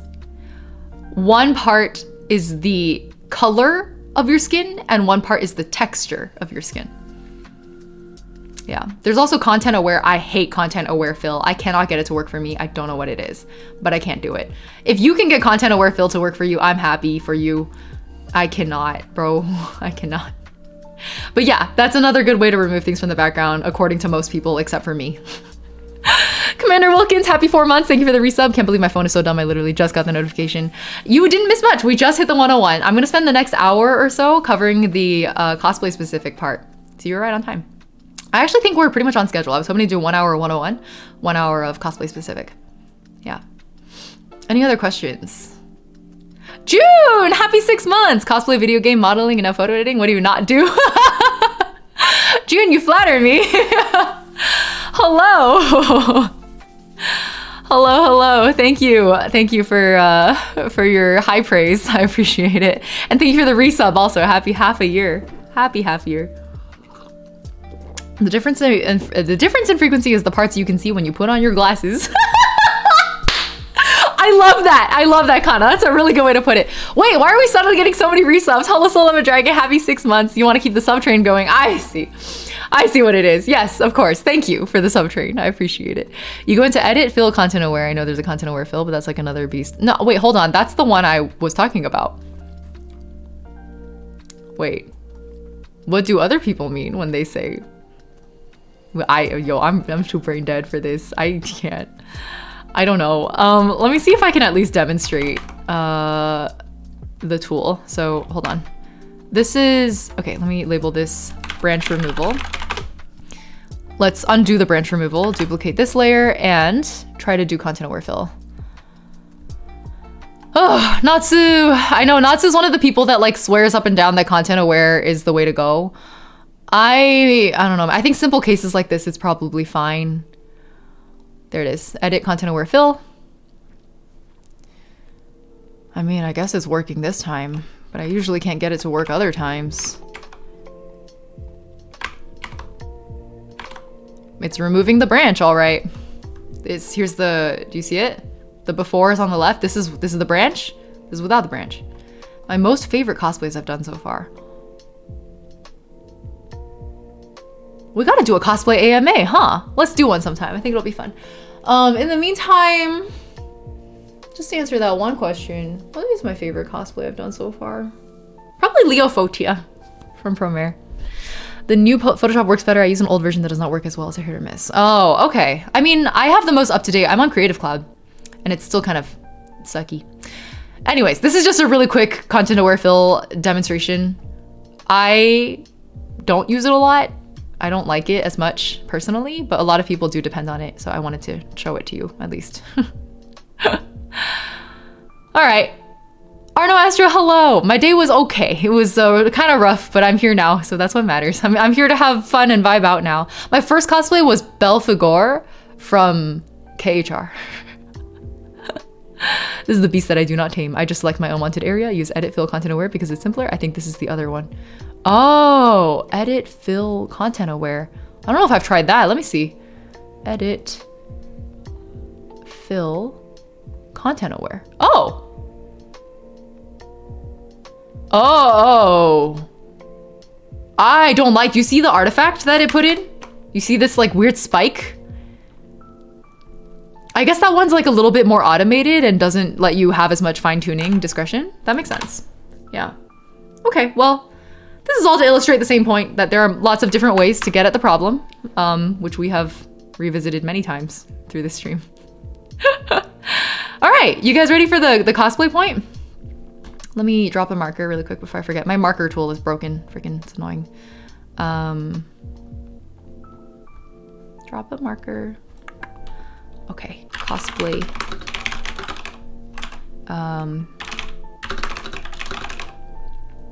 Cool. It's a style that the color is less saturated. Yeah, so that was something else. Let me show you. Monsieur, welcome also to chat. Earlier, if you missed it, we had a few options. So this was the original edit. This was the edit that we had done where like there was a lot of color adjustments. I had color picked some of the yellows to fade out a little bit more. And we have adjusted the lyre to be less yellow. So this is what the lyre looks like usually. This is the default correct color. And then we like made it a little more brown looking basically. In the process, we realized that actually going for this more restricted color palette was also very interesting. Perhaps more opinionated and more of like a storybook feel. And so I had chat vote. Both are pretty good edits, right? Chat voted for this one a little bit, had a preference for it. So we went with this one to recap. All right, let's go into the cosplay stuff. But first I need a break. I need an apple or a pear break. Can I go grab a piece of fruit? Can we take a quick mukbang break? Is that okay with you guys? I'm gonna do a mukbang break. And maybe a bathroom break. Okay, be right back. Let me run an ad so we can disable pre-rolls for a bit. How do I do that? Run an ad. And mute here. Okay, I'm gonna be right back. Woo!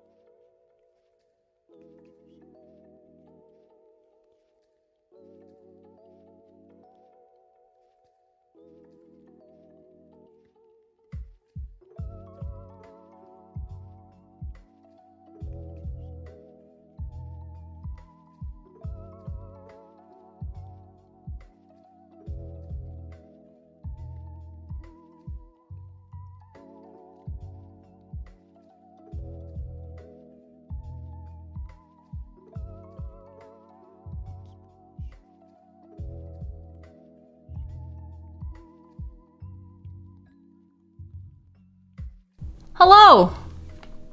Tiny Chercoon cameo. Hello. Okay, hold on. I want to show you guys something really cool. My mom, I think some of you guys know this, my mom dries persimmons once a year. And these are some of her leftovers, like the not so good pieces, because they're close to the skin, so they're a little bit more like tanniny. Whoa, what happened to the layout? Here we go. Oh, a big bag of persimmons. But they're like the peels. I snack on them all day. But I actually came here to eat a pear. Dried persimmons are delicious. They're delicious. Can confirm. They make extra persimmons into cookies. The dried ones seem cool too. Cookies? How do you make persimmon cookies? How does that work? Do you have a recipe? It is really yummy. This is like an Asian pear, I think. A Korean pear, I think it was. My pear look like an onion. Here's the less exposed part. What's the pear? What's the chewiness like? It kind of has the texture of like a dried mango. It's quite similar. Favorite fruit? Watermelon. You drink onion juice once? What the heck? How did that even happen?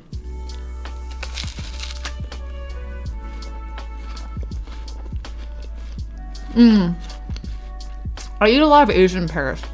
Like Korean and Chinese pears. You drink onion juice on a dare. Now I'm curious. Now I kind of want to taste onion juice. You've made me curious. Warm onion juice?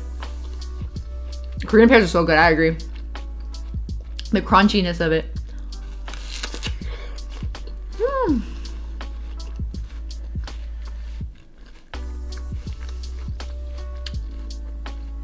Mustard on watermelon is good? Really? I've heard of like chili on watermelon or salt on watermelon. I've never heard of mustard. ASMR moment. Oh no. I think some people hate chewing noises, so please do feel free to mute or drop out for a bit. I'm gonna probably be working on this pear for the next 5 minutes.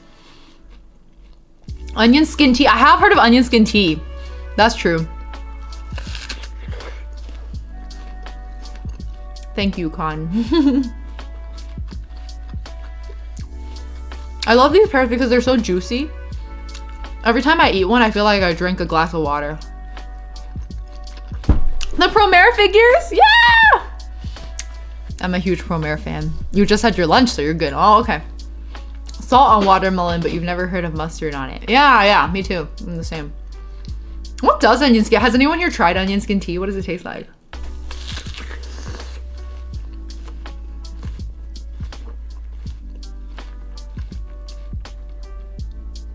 And they're crisp. These guys, yeah, I love the crunch and the juice. I really like Fuji apples for that reason too. But Fuji apples can be kind of hit or miss if you get like the wrong type. Pushke is a berry in Peru that is so tasty. A lot of people use it in ice cream. In ice cream? I'm gonna look it up.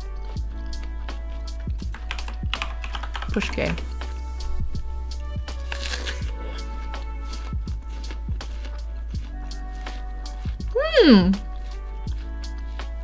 Fuji apples are roulette, exactly. Oh, interesting. These berries look fun. Almost like blackberries in the way they're bunched up. I want to try all the berries in the world that won't kill me. It was a fun dress, Astra. Thanks. I'm glad you liked it. It was fun. It was really fun. In the middle of it, we had a blackout. We all panicked because there were flash floods happening in like Los Angeles. So there were like power outages happening across the city. We filmed it in LA. We were in the middle of filming one of the shots and like everything just went dark and we were like, holy crap. You call it a really hydrated apple? I'm like, this thing is so juicy, it's dribbling. Let me grab a tissue. Where's the tissue? Oh, here. Oh.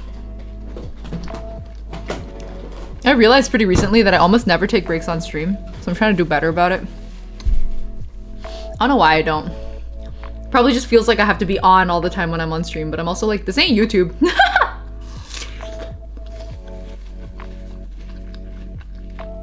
Earthquake at Anime Expo? When did that happen? That's true. You soak your hand. That's a good way to put it. Sorry.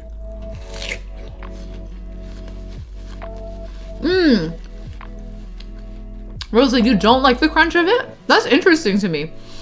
Because everyone who likes pears and apples specifically like the crunch and the juice of it. I'm just having too much fun for breaks. That is usually what's happening, to be fair. Yeah. I'm also usually not this tired. The second, of course, solo concert in 2019. Oh my god. Oh my god. I didn't realize it happened during a concert. That's even crazier. Stuck in an elevator? It's such a nightmare.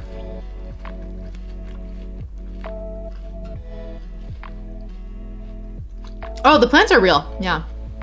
This is my big ass, I'm blanking so hard right now. Pothos. Pothos. It's like growing onto the ground because I haven't pruned it back in a while. That's a peperomia. I have a dumb cane over here. Here's my baby dumb cane. And then on the windowsill over here, I have like a whole bunch. I have another type of a peperomia, a snake plant, black velvet. What else? Another pothos. And then like a weird vine whose name I keep forgetting on the side. The Seiyus kept dancing until the hall. Oh my god, that's crazy. They were like, the show must go on, earthquake or not. My first plant was a snake plant. You can kind of see it over. Oh, you can't see it. I have a big ass snake plant over there. That was my first big boy.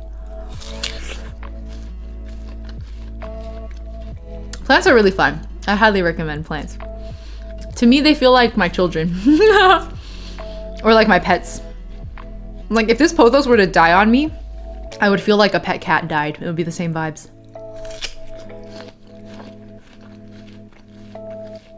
Oh my god, you're so right. The black velvet plant is the black, pink, and red velvet collab plant.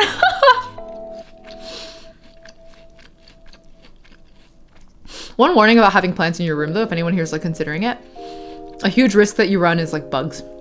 Bugs will come and attack you. They will come for your, they will come for you. I do collect teacups. Yeah, there's a bunch back here. That's not all of them, but some of them. Do I collect many things? How do I manage my collection with ADHD without feeling overwhelmed? What I was told is that it's really common for people with ADHD to collect things regularly, actually. It's like a behavioral trait of people with ADHD. Something about fixations. I don't really get that overwhelmed. I just don't, I have like really high standards when I collect things. They have to match a certain level. And it's kind of hard to find things that match my standard level, so they naturally self-regulate. Favorite plants and flowers. The pothos is my goddamn favorite. The golden pothos, low fuss, easy to propagate, very cute. Grows like a vine downward, or you can stake it up and it'll look like a freaking tree. It's so versatile. It's a friendly, fun plant. I think the humble pothos, I love it. I love how low fuss and happy it is. It's just a happy, happy plant.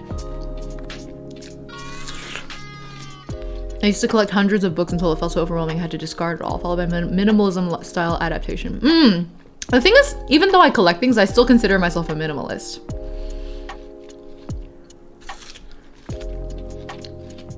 Yeah. Like my books, plants, and teacups are pretty much the only exceptions. And I don't even think that they're necessarily exceptions, right? So for me, I stay cautious on things I choose to collect, because if I start to collect, I collect. Yeah, I feel you. I was like that with watches. I had to cut myself off. KS, do you also collect too much or can manage because of high standards? Which part are you relating to? If you ever own land, even if just a yard, would you have a tree? Oh, for sure. I love trees. But I have a patio. I live in an urban environment. I cannot have a tree right now. It's sad. I had to watch myself. Oh, that took me a moment. You're right.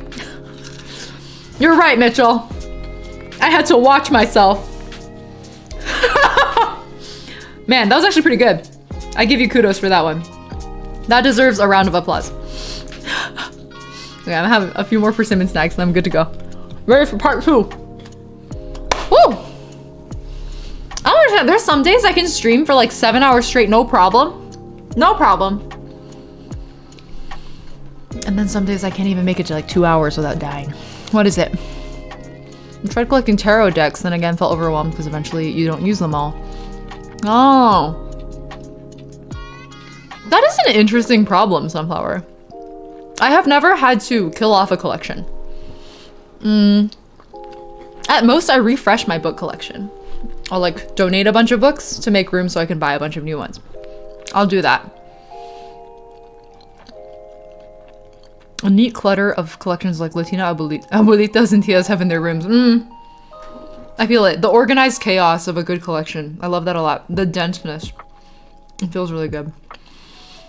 Wait, this is fun. I haven't done a just chatting with you guys in a long, long time.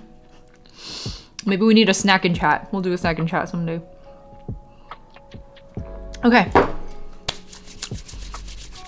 Utility items versus decorations also different. That's true. Books and teacups are technically both utility items. But plants are not. Are plants utility? Unclear. What flavor tea? Oh, this is a sword bean tea. I can't have caffeine this late, especially because I'm medicated today. So there's literal methamphetamines in my system right now. I'm on ADHD meds. I'm on Concerta right now. So I'm trying to decrease my caffeine intake outside of my medication currently. Otherwise, it's just too much stimulant all at once in my system. So this is not caffeinated tea. Ice bear mug spotted. Hold on. There's more. But wait, there's more. He has ears. He has ears. Look at him go. There's also a little notch on the side for a spoon, and there's a spoon that comes with it. I know, it's so cute. I love Ice Bear. It is Ice Bear, it's Ice Bear. Plants pay rent by supplying oxygen. Fair enough. It was fantastic. Cynicos, welcome to chat. I got this cup from Miniso, if you want. If you want to go look for it for yourself. Whew. Oh, I should have stopped recording.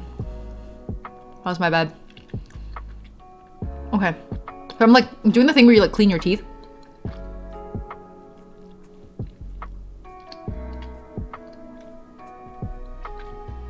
There's something in there. You knew it was from Miniso. I feel like only Miniso really carries like official Weebear stuff. You collect shiny stuff. I feel like accessories are different though because you can wear them. That's how I feel about earrings. I'm not wearing earrings today. We can fix that right now.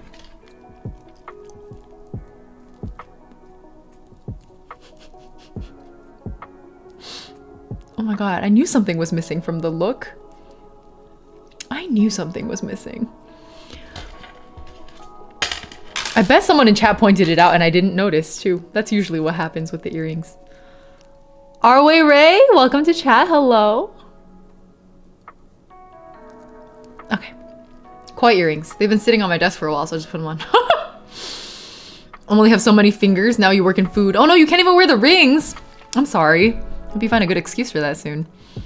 I guess rings at least you can kind of change out day to day, right? That's what I used to do. I used to have a lot of rings too, but I kept losing them. These are pretty, right? Yeah, it's from a tiny artist shop. This is the name of the shop. Wasurenai, is it G-Usa or something like that? I don't really know how to say it, but that's the name of the artist. Please check them out. They have really cool earrings. I also bought these wind chime earrings from them. Let me show you. These are also from that shop. Whoops, that one's a little stuck right now. I got these, and then they also had, anyone here's a Twisted fan? Any Twisted fans? I bought Jade and Floyd's earring from them too, for cosplay purposes. And then I also got, this is like an inspired only earring. Yeah, so they also have like anime inspired. I think there's a Howl one too. They're pretty, right? Mama, you should get one too. These are really high quality. I really like them. Yeah. Hold on. Here's the name again. If you want to go check it out, let me type it out for you too. Wasurenai G USA. Okay. Perfect. You're not that far down the fish tank. Okay. I'm sitting here like a bottom feeder. The koi rings are pretty, right, Corey? And I really like them. Okay, guys. Oh no, OBS. I keep forgetting it does that. Okay. Well, you guys ready for part 2? If you want to say hi to YouTube, you can do it again. I don't know if I'm actually gonna get these edited, but if I do, now's your chance. Buying rose things when roses aren't even close to your favorite flower. I feel you. I actually really like roses though. So unlike you, I actually could get away with buying a ton of rose things. Yeah, let's go hi YouTube. I love the excitement with the hi YouTube every time. I'll start from here, okay. All right, we're ready for part 2. Part 2 of the editing, 2-part series. Part 2 of the, how should I start? Let me start over. What is it? I cannot record videos on stream. Do you guys know when I record things off stream, do you know how many outtakes I do? Like I will retake the same intro piece like 20 times. Anyways. All right. Why is this tilted? What happened? Okay, we're good. Bro, the ADHD's like off the charts today. Hi. Hi, YouTube. What is up? We're here now for part 2 of the editing tutorial stream. I did part 1 earlier. It should already be on my channel, so if you want to go see that, it's just on my channel. Go check it out. There's also, I'll probably include a link in the description and in the pinned comment. But basically the way it's split up is the last video is like basics of photo editing 101, and this next one that we're doing right now is specific to photo editing for cosplay. So whether that's like specific things to look for when you touch up your cosplay, or little hacks that I have for making your eyes pop, or lazy composites. These are all things that I think are closely relevant to specifically cosplay, more so even than like standard lighting techniques. So basically this is just a deep dive on like a very cosplay focused version of an editing tutorial. So I'm gonna jump into it. Ah! Okay. I did it again. I do it every time. I'm gonna jump into it. PC, I see you. Hello. Class break time is over. Time to go back to your seat. Exactly. Hold on. Let me get a sip of tea. It's intro 3 hours in, but for the second video. So we already finished one video, guys. We're so productive. Will I get it edited? I don't know. Will I give up and try to make my own off stream? Maybe. Is that the cursed venti figure near the plant? You caught me. Ying in 2 weeks. So anyways, here's the 1 hour of stuff I missed by accident. Yeah, that's always what happens. Anyways, God, what am I supposed to do? Okay. What you see in front of you is the end result of the first part of the video. If you missed the first part of the video, again, check my channel or the description or the pinned comment and go ahead and that's where our 101 is. So this is 102 now, okay? This is with a specific focus on cosplay fine-tuning and editing. So I have a little checklist, I have a little resources doc that I have set up, which we have been referring to already for part 1 of this video. I'm gonna show it to y'all again, here you go. This is on my resources page, which is on my card. And this is the photography resources, which right now is just these 2 checklists. So the first checklist is the first video. It's the very basic lighting and color how-to, as well as a little bit about like what makes a photo good and how can you edit a photo to be better. Versus on the cosplay editing side, there's a lot more focus on how to enhance your makeup, how to clean up your wig, how to fix your posture in your costume, right? And things to look out for, especially if you're a photographer who, if you do not cosplay yourself, especially, it can be hard to remember to look for certain things. So beautification checks, basically, as I've summarized over here. So if you need the checklist, that's where it is, and I'll be referring to it myself. I want to start with actually the first thing, which is posture correction. So in the last video, I actually ended with a little bit on liquefying for posture correction, right? I want to reiterate some of my thoughts there. So for those of you who are just joining us also, I think it's good to hear. When it comes to liquefying things, let's actually undo. Let's undo the, how do I do this? There it is. Okay. When it comes to liquefying photos, I think the cosplay community can be pretty split on like how much is too much and what things are okay to liquefy. And I think it's a bit of a tightrope to walk, but ultimately, I think what matters the most is whether you yourself, the cosplayer or the photographer, are happy with your end result. So in my case, what I usually try to do is when I go into liquefy, I am usually trying to correct my posture, trying to fix pieces of my costume that are a little out of place, especially in the case of things like capes, where it's really easy for things to be a little bit poofy. Like there's this part of my back, no matter how straight my back is, that cape is gonna be poofing out over my shoulders, no matter how straight I sit. The sleeves as well. The sleeves are a little too big on my arms, right? The sleeve cuff over here is clearly loose. Things like this can easily be fixed with liquefy. And I'm not gonna bar myself just because everyone's like, liquefy is bad. Like, I basically am happy, I think, that in general, the community has been moving in a direction where I think people have been understanding of liquefy as like a tool that, you know, can do evil and can do good. And if we're just all upfront with each other about what we want out of it, we can do it in a healthy way, I believe, at least. So instead of, you know, doing this to my face with my Dorito chin, which, you know, sometimes with certain, especially with certain angles of photos, I might still do small jawline corrections. But for the most part, especially this very flattering angle, I'm not gonna bother. Here we go. Tightening the sleeves, correcting the cape back, checking for distortion now because I pulled the back of the cape in. So I need to do a little bit of correction here to make sure that the post in the back isn't wildly curvy. Hopefully I can get away with it. And something else actually that I think a lot of people don't always realize is sometimes your wig looks too big on your head because of like the way it's sitting on your head or the shape of the wig itself. You can actually, or too flat in other cases. I often will pull in bits of my head over here and even pull out other bits over here to get more volume in the wig. These are all little things that I feel like clean up the cosplay, make me feel better about it.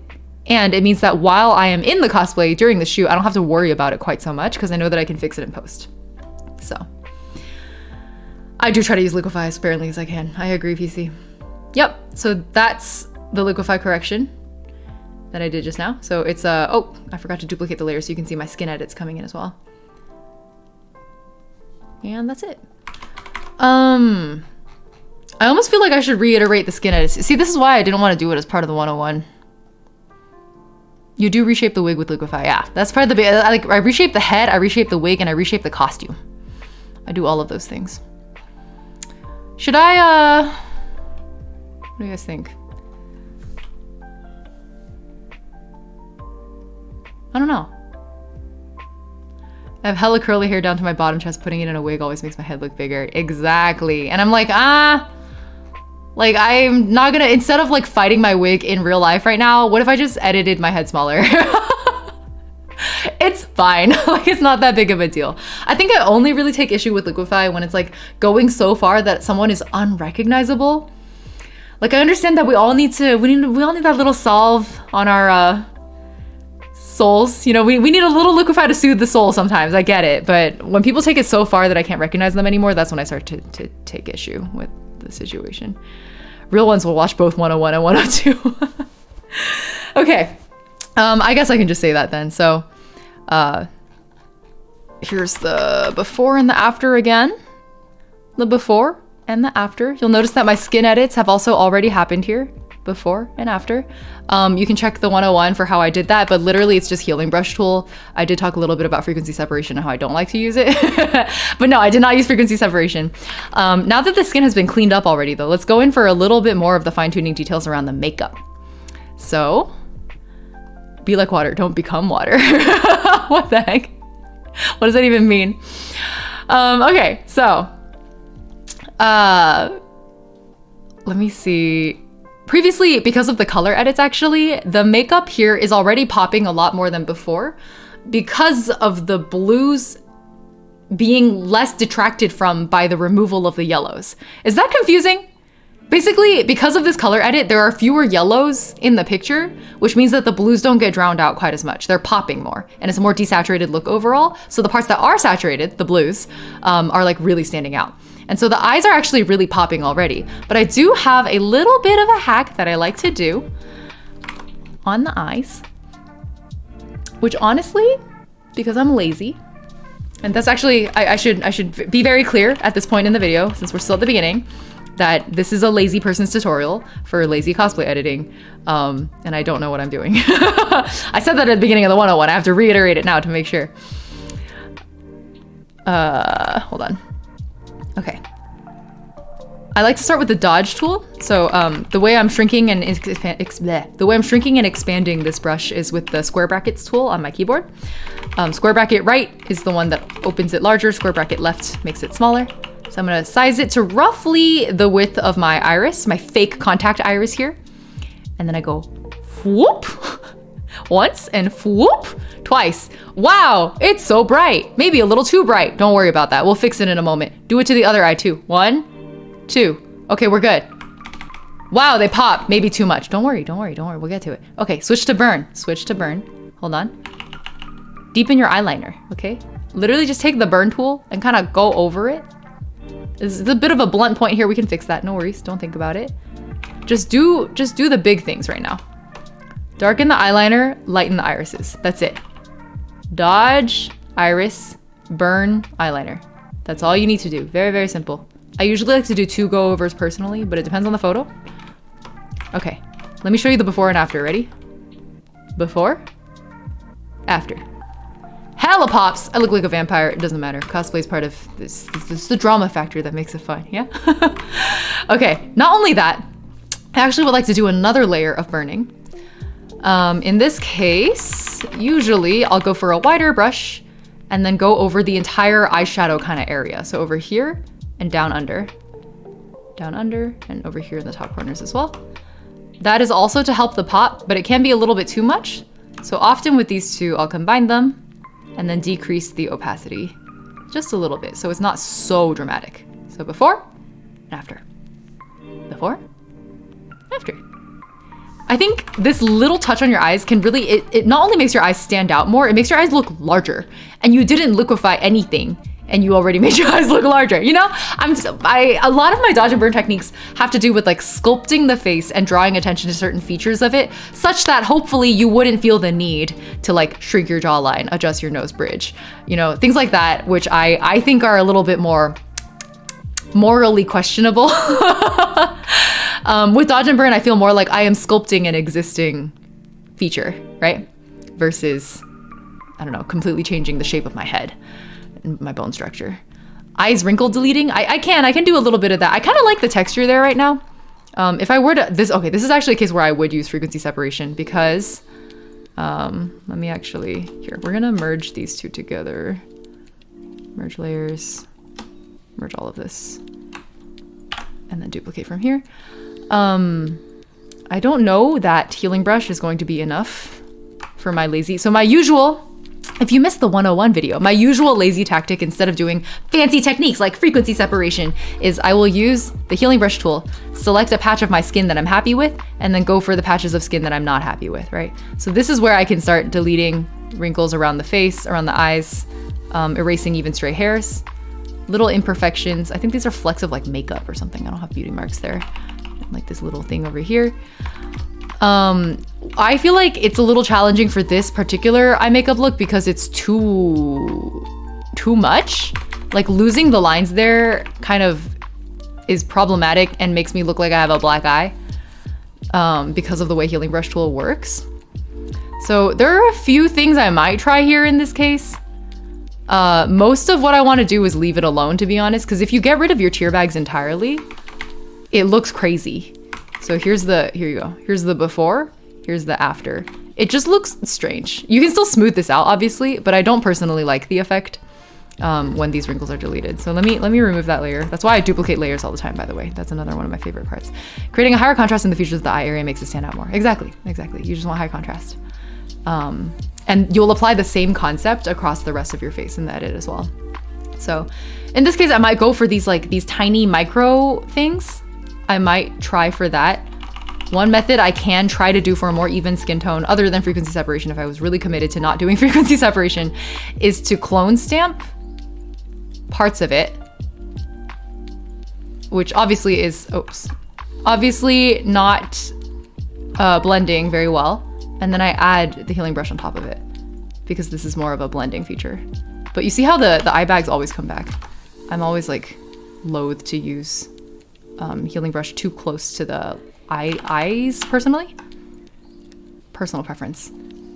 It'll also look less patchy if you do long strokes, but that's my happy medium between the two usually. I try to keep it at a pretty light hand though. Okay, there you go. I think, oh shoot, I want to blend this out a little more. That's too much. The problem with healing brush is because it's context based, it'll often pick up the pigments around the rest of the area. And I don't always like how that turns out. So it's often just a lot of like zooming in and out, experimenting, trying to find a look that isn't too patchy and black eye-y. That is relatively acceptable. Yeah. You can also abuse frequency separation. And let me do a demonstration of what that would look like instead of this technique that we just did. So going here again, this is our frequency separation version of the file. If you don't know what frequency separation is, look up a tutorial or download an action. But basically all it does is it separates your skin texture from your color, your skin color. So in this case, this is mostly a skin texture issue. The color is actually not too bad. There's a bit of shadow, but we can fix that later. And so you can use healing brush, come into select just the skin texture, which let me give you a sense of if I was, this is the highlighting of the skin texture. That is the layer that we're on. If you were to look at only that layer, it would look like this. This is literally just the texture. It's isolating the texture from the color, basically.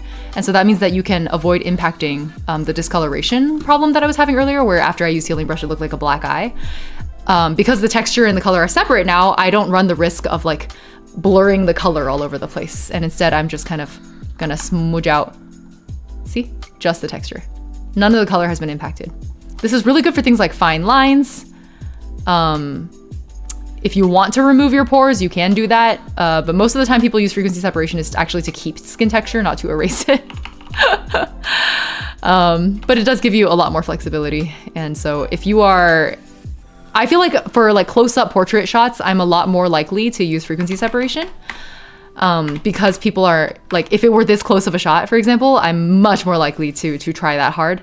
But in the case of a photo like this, where the face isn't even taking up like even what 5% of the photo, I just don't. I'm so freaking lazy. I don't want to. But here's the before and after with the frequency separation approach. Yeah. Well, I did some stuff to the color here, so you have to ignore that. Wait, let me show you the before and after more zoomed in on just the eye. The before and after. Boop. Before, after. Before, after. And the color's not impacted at all. I do prefer this if I care, basically, but usually I don't. Usually I'm just editing for Instagram, and I genuinely do not give a damn. Okay, so that is eye edits. Wait, let me go ahead and do this side too. While we're here, let's see how much I can abuse healing brush and get away with it. That's always, the first thing I always check to see is, can I get away with using only healing brush? And then if I can't, that's when I go back to frequency separation. Because I ideally would like to only have to use healing brush. Okay, that is a little bit too dramatic. But it's also not too different. It's not bad. I just have to decide if I'm okay with it. Am I okay with this?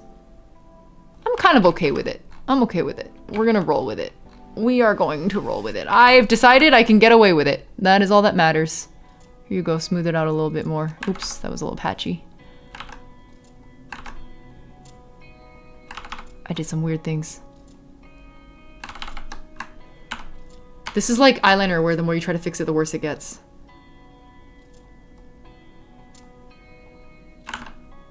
Good enough. We're gonna leave it there. Is there a tear on the lyre? Hehehe. That's the other thing I was gonna... So it's in the checklist. There is. I broke the lyre. Just like it happened in the lore. Wow, I'm such a dedicated Venti cosplayer that I broke my lyre for lore accuracy reasons. 100%. That's why I broke it. Yup. No, it shipped to me kind of broken. So I joked when I opened the package. I was like, oh, it's lore accurate. And And then I just super glued it back on. It's been fine. I'm like, it doesn't matter because it's so easy to edit out, which we'll get to in a moment. So for now, we're still on the face, right? So I've shown you all the eye contrast trick, my lazy healing brush versus frequency separation trick. The other thing is actually, the next thing is liquefy. I'm gonna go back to liquefy again for the face. So coming back in, oh wait, hold on. I wanna duplicate my layer. Save your work. Coming into liquefy again. I want to make an argument for, and I touched on this a little bit in the 101, I want to make an argument for adjusting your expression using liquefy. So I'm actually pretty happy with my expression here, but just for the sake of demonstration, if I wanted a little bit more of a smile, usually I think what you'll find is even the subtlest tweaks can make a big difference. A little bit more of a smile, maybe a slightly lower brow, right?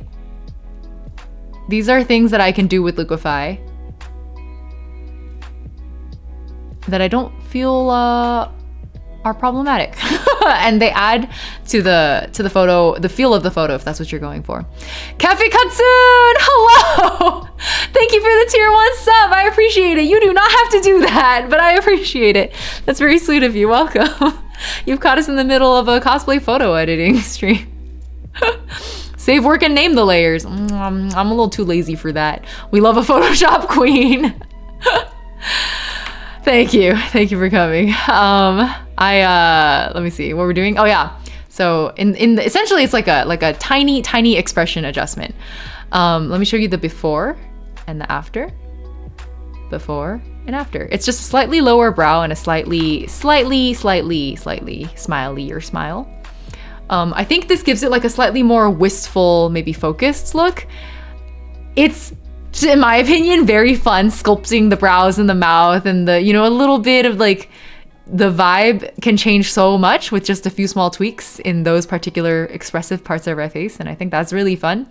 So I like to play with it. But in the case of this particular photo, I actually kind of want to leave it as is. I'm like pretty happy with how it came out. Magindex, hello! What do you guys think though? Maybe I'll let you guys vote again. Do you prefer original expression or edited expression? Is there a preference? Original, edited. Original, edited. Magindex likes the edited expression. Little bit of a smiley. Cafe Katsun likes the edited. Dissociating likes original brows. This seems more split than the last one. You like the smile, but the original brows. Interesting. Let's try that. I feel like I'm seeing a lot of people say that. Let's just do that. Let us just do that. Very easy. Very easy. Boop. A little bit of a teeny smile. There we go. It's almost uncanny watching it quirk up like that. Little smile. Okay. It's a happier Venti now. Okay, the final thing is going back again to dodge and burn on the face. This time we're going to be sculpting basically the contour. You can think of it as like makeup. You're contouring your face in post. I know a lot of people are tempted to, tuck in the jawline and liquefy or whatever. Do what makes you happy, absolutely. But my personal preference is just also because honestly, I just feel shitty about over liquefying my face. I just feel bad about it. I feel like it's personally, I don't like it. It's misleading and I just, it has the wrong vibes for me. So what I like to do instead is dodge and burn. If you just darken your jawline a little, I think you might be shocked at what a big difference it makes. Right there. And also a little bit on the nose bridge. And like I have been continuously doing this stream, over exaggerate it and then reel it back with opacity tricks after. So that's obviously too dark, but it's so I know where it's going. Okay, and then take it back. Take it back a notch. Just like that. All right, there we go. Ready? Before, after. Oh, rather, there we go. I did it wrong. This is before, after. It's a subtle coloration change, but I think it makes a really big difference in the perceived structure of your face. a little bit of darkening on the jawline and around the nose bridge, and maybe on your eye makeup like I was showing earlier, I think it makes a huge difference. But everything in moderation. If you overdo it, it will look silly too, so. I have found usually that when I do this for people, they don't feel the need to liquefy quite as much. So I'm just gonna put that out there. Just a teeny, very simple hack. I think I have some small cleanups around the wig here. There's like some wig glue and like a stray wig piece too. So I'll do that in a moment, but don't really, should I subject you guys to that? I guess I might have to. Okay, let's see if I can deal with this. I always get kind of stuck on these things. Hold on. The problem with opacity layers is then you have to merge them down. Okay. Duplicate. And here's the wig fix. I hate little things like this. It's so annoying. You guys want to try? Let's see. Hold on. Let me see if content aware fill can do something about this. Hold on. How should I do this? Maybe like this. Edit. Content aware fill. I know wigs are always oh my god, look, see what I mean by content aware fill never doing what I want it to do? It never does what I want it to do. Just ever. It tore a chunk out of my ear. Please. Please. Please don't.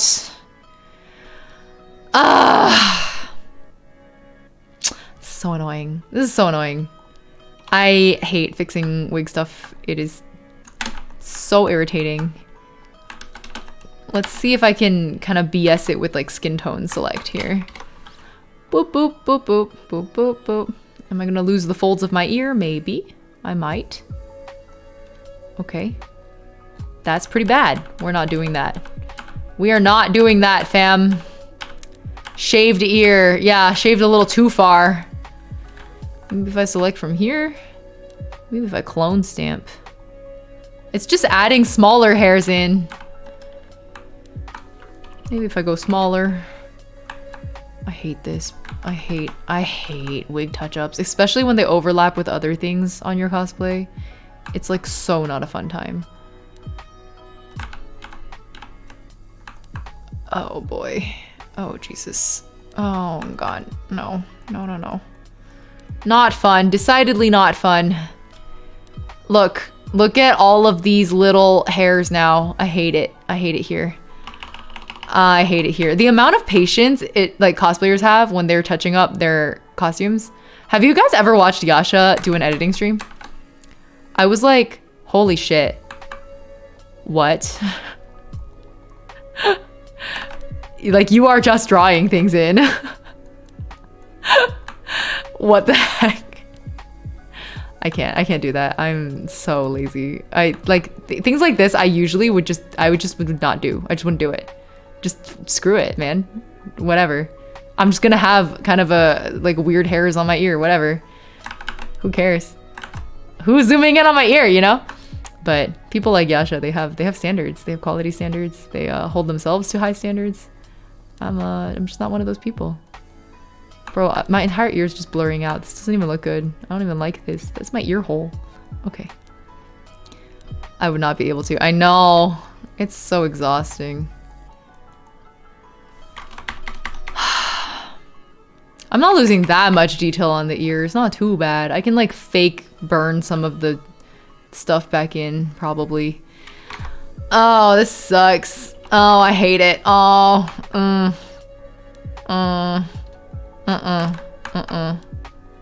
do not. Okay. For the edges, clone stamp. There we go. There we go. Hold on, that wasn't quite right. Like that. And then like that. I think I made it worse. And then like this. Oh, I made it worse again.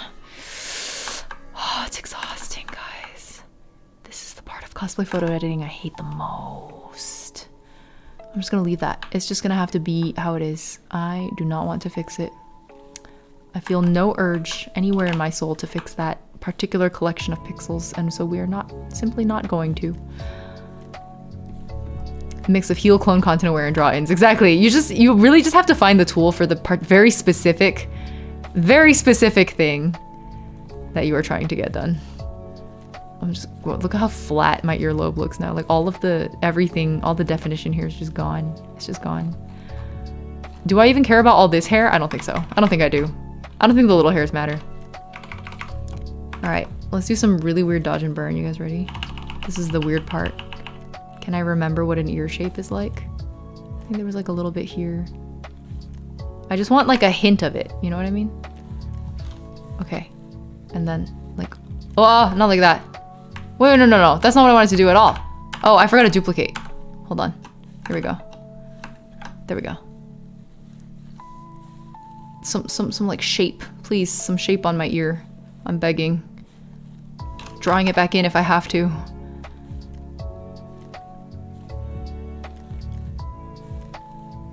Okay, just a little bit of definition. I think I can get away with that. I think that is acceptable.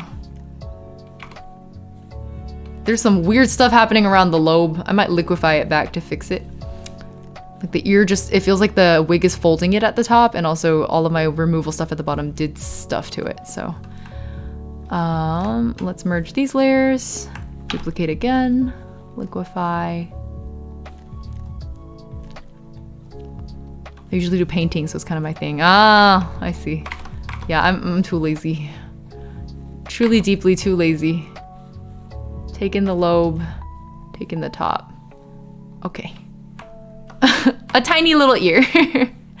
The ear was being like, it was getting weirded out by the wig, so it's just painting. Sometimes painting is just easy. You just paint it back in. You're right. Okay. So that's, oh, these are the wig cleanups I also got stuck on. Do you see the glue bits here? Very annoying. This is why I stopped using wig glue. I tried it a little bit for this shoot, and I immediately regretted it. Oh god, can I even fix that? I don't think I can. I don't think there is fixing that. Let's see if I can clone stamp my way through it. Just barely. Not quite.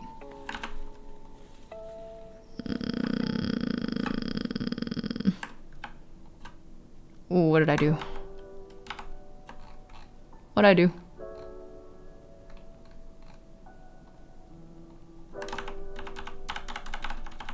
I did something funky. I think I undid it. Okay.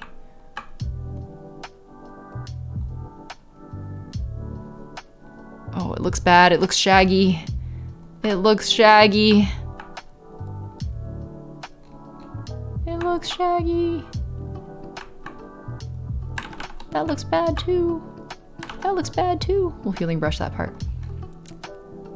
Can I smooth it? Will healing brush let me smooth it, or will it just smudge? Let's find out. The moment of truth. If I just comb down like that. That does look a little bit more natural. Oh, imagine Dex, sleep well. Thanks for hanging out.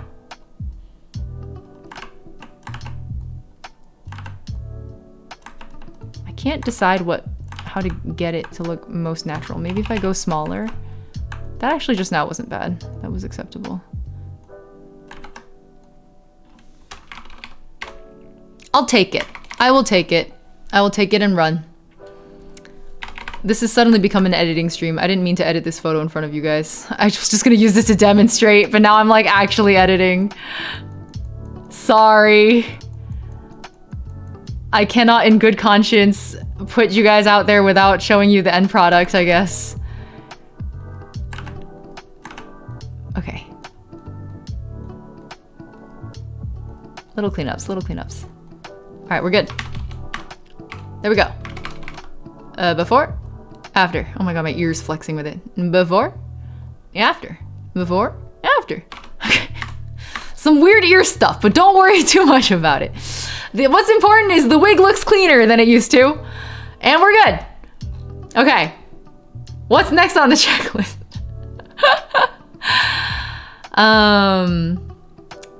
Okay. Other things to look for. So on the sort of cleanup checks, right? I want to point out that for eyebrows, especially cosplayers, in the eye makeup area in general, cosplayers have a lot of shenanigans. We do some weird stuff up here. So in my case, this one, the only weird thing that I did was like eyelid tape. But a lot of other weird things happen up here, including but not limited to eyebrow tape, eyebrow glue, eyelid tape that is not sort of blending into the eye, which arguably is happening here. So I could do a little, this is always a good thing to check for, is zoom in on your eyelid tape and see if it's kind of poking out a little bit, right? You can blend it in with the healing brush really easy. Just like, oops, just like that. Oops. But, oh, that's going into the hair. But I don't always clean that up because my natural folds do kind of wrinkle like that. But the important thing just to check for is like things like the texture of the eyelid tape, especially, and if parts of it are poking out, that's when things start to annoy me a little bit more. So that's on the checklist. Again, if there's glue bits around the eyebrows, one of my biggest hacks is I will literally liquefy eyebrows back together. So if I feel like someone's eyebrows are like, let me see if I can do a demonstration. Oops, that's not what I meant to do. That is not the one. If someone has like hella stray eyebrow hairs or like glue coming out of the sides of their eyebrows because they tried to do it, if they tried to cover their entire eyebrow and like it didn't quite go the way they wanted it to, I will literally like imagine that this is like all this crazy stuff is out here. I literally just take the liquefy tool and I push it together. Like I will literally do this to eyebrows to clean up the edges instead of trying to like clone stamp and healing brush my way around every eyebrow. I will just drag. Not like that, but as a demonstration. But because I don't do my makeup like that, I don't have a sample for you. I do it for other cosplayers, but I'm not gonna put them under the microscope for you all to look at their straight eyebrow hairs like that. So I just wanted to put that out there. Sometimes you can just squish an eyebrow together and it's fine. Karen, hello. Welcome. Okay, cool. That was the little eyebrow thing. And then also on the cleanup checklist, let's see. We looked at the eyebrows. We looked at the wig and stray hair. You also want to check around. Ooh, there it is. Do you see it? Over my ear? Wig caps. Wig caps, bobby pins, stray hair. If you are really nitpicky, which honestly I'm not. I'm honestly not one of the more nitpicky. Like this is small enough, I might have just let it slide. But it's handy for demonstration purposes. So I would just clone stamp it out. It's quite easy. This one is pretty subtle. Just like that, and it's gone. The problem just resolved itself, just like that. Easy peasy. There's no more bobby pin, no more wig cap in the corner. It's gone, but it's on the checklist. Keep an eye out for it. So again, if you need the checklist, I have it here. It's on our document, right? Cleanup checks, eyebrows, props, accessories, wig caps, and stray hair. So that leaves us with props and accessories, which as you guys pointed out earlier, my lyre is broken. Easy fix there. Or I hope it's an easy fix. I haven't tried. I'm just gonna healing brush this and see what happens. Yeah, pretty much easy fix. As suspected. Bro, just paint it back in. I'm not even using a tablet. Just my little mouse dude's doing perfectly fine. There we go. For edges, I like to use clone stamp because it's just cleaner. Oops. And then within the edges, I will just healing brush and it's fine. Wow, the holy lyre is fixed. I don't think this is the holy lyre actually.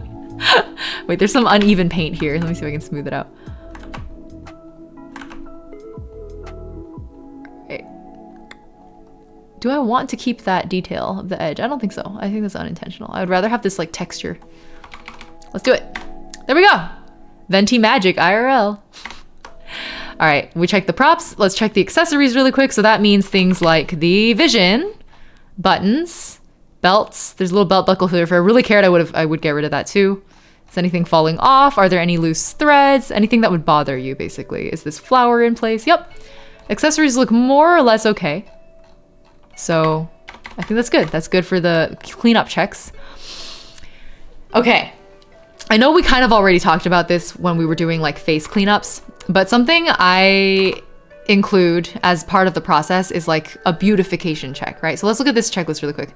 Beautification checks include skin touch-ups, the expression fine-tuning that we were doing earlier, jawline adjustments if people really want that, shoulder posture, which we also did already, if people want a slimmer waist, longer legs, arm position adjustments, or like thinner arms is a big one, right? This is the kind of conversation you actually like should have with your models, because everyone sits differently on the spectrum of how much do I want to liquefy things. My personal opinion notwithstanding, I will usually ask people, if they're modeling for me, how much they want adjusted, how far they want me to go with it, and like what their target is, right? Are there certain areas that they are particularly self-conscious about? One of my biggest things is like, for example, I have a friend who I shoot with a lot. She has a big mole that's like right here on her chin. And I have had other friends who, because the mole is like a sort of a core feature of their face, would really not want that removed. But for her, it's like it's a common thing that like annoys her. And she like, whenever I talk to her before, I've shot with her so many times, I already know what her list is for this, but I always check with her, like, do you want me to remove the mole? And what other parts of your facial feature or your body are you like insecure about? And so for her, it was like, it's the waist, it's the chin mole, and it's also her smile lines here, which is also mine. I super relate to that one. You guys saw me erase my own. The laugh lines are a big one for me. And so those are her, like, that's her specific checklist. And because she's the client, right? I'm not gonna impose my own views on liquefying on other people. I do have limits, right? Like, I'm not gonna supremely slim you down to the point of like, oh, look at this ridiculous like boa shaped S curve. You look like a One Piece character now. I'm not gonna go that far, but I like to keep it so that it still looks natural, it's within reason, and the model is, most importantly, is comfortable with it. Because a lot of models, like, some of them really want the liquefying and some of them really don't want the liquefying. So I think it's really important to make it clear before you start working on someone's photos what their comfort levels and preferences are in this particular topic, because it's so touchy. It's a really sensitive area. You worry it'll sound offensive, PC? I get that. But I think the way I phrase it is always like, what are your comfort levels with things like skin smoothing and liquefaction? And do you have like areas that are points of anxiety for you that you would like me to super focus on? If you phrase it as like, what are your comfort levels? I think it's a lot more comfortable of a conversation and feels less like you're going like, hey, you have this neck wrinkle, you want it erased? It's a very strange, that would be a really uncomfortable way to start the conversation, right? Yeah. I think if you start it, if it's open-ended, basically, if you leave it very open-ended, what do you want me to do with touch-ups? I think it goes a lot better. Yeah.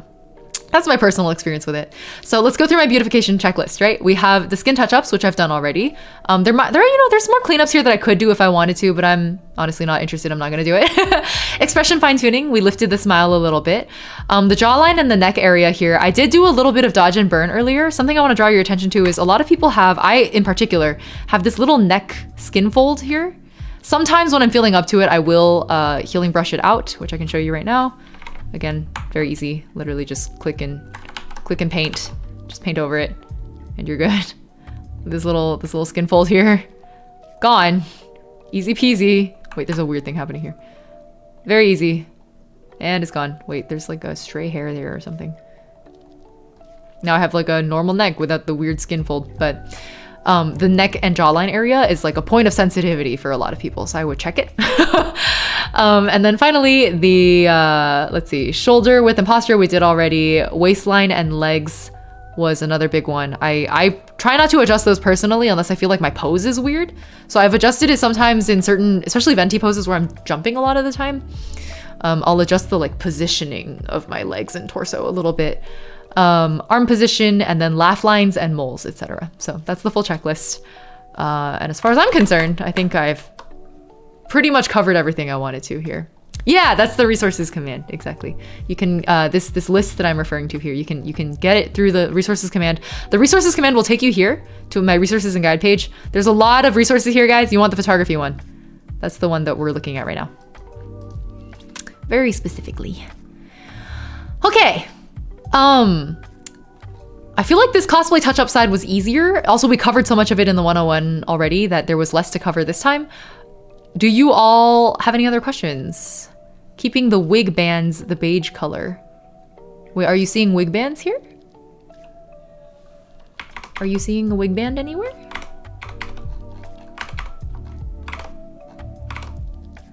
Where are you seeing a wig band? Wait, I'm like looking. Do you see a beige wig band? What do you mean? Well, while I'm zoomed in anyway, let me fix the other eyelid tape. Wait, where are you seeing a wig band? Oh, there's a stray hair here. Sometimes you do really want to zoom in, huh? I don't know if that's gonna fly.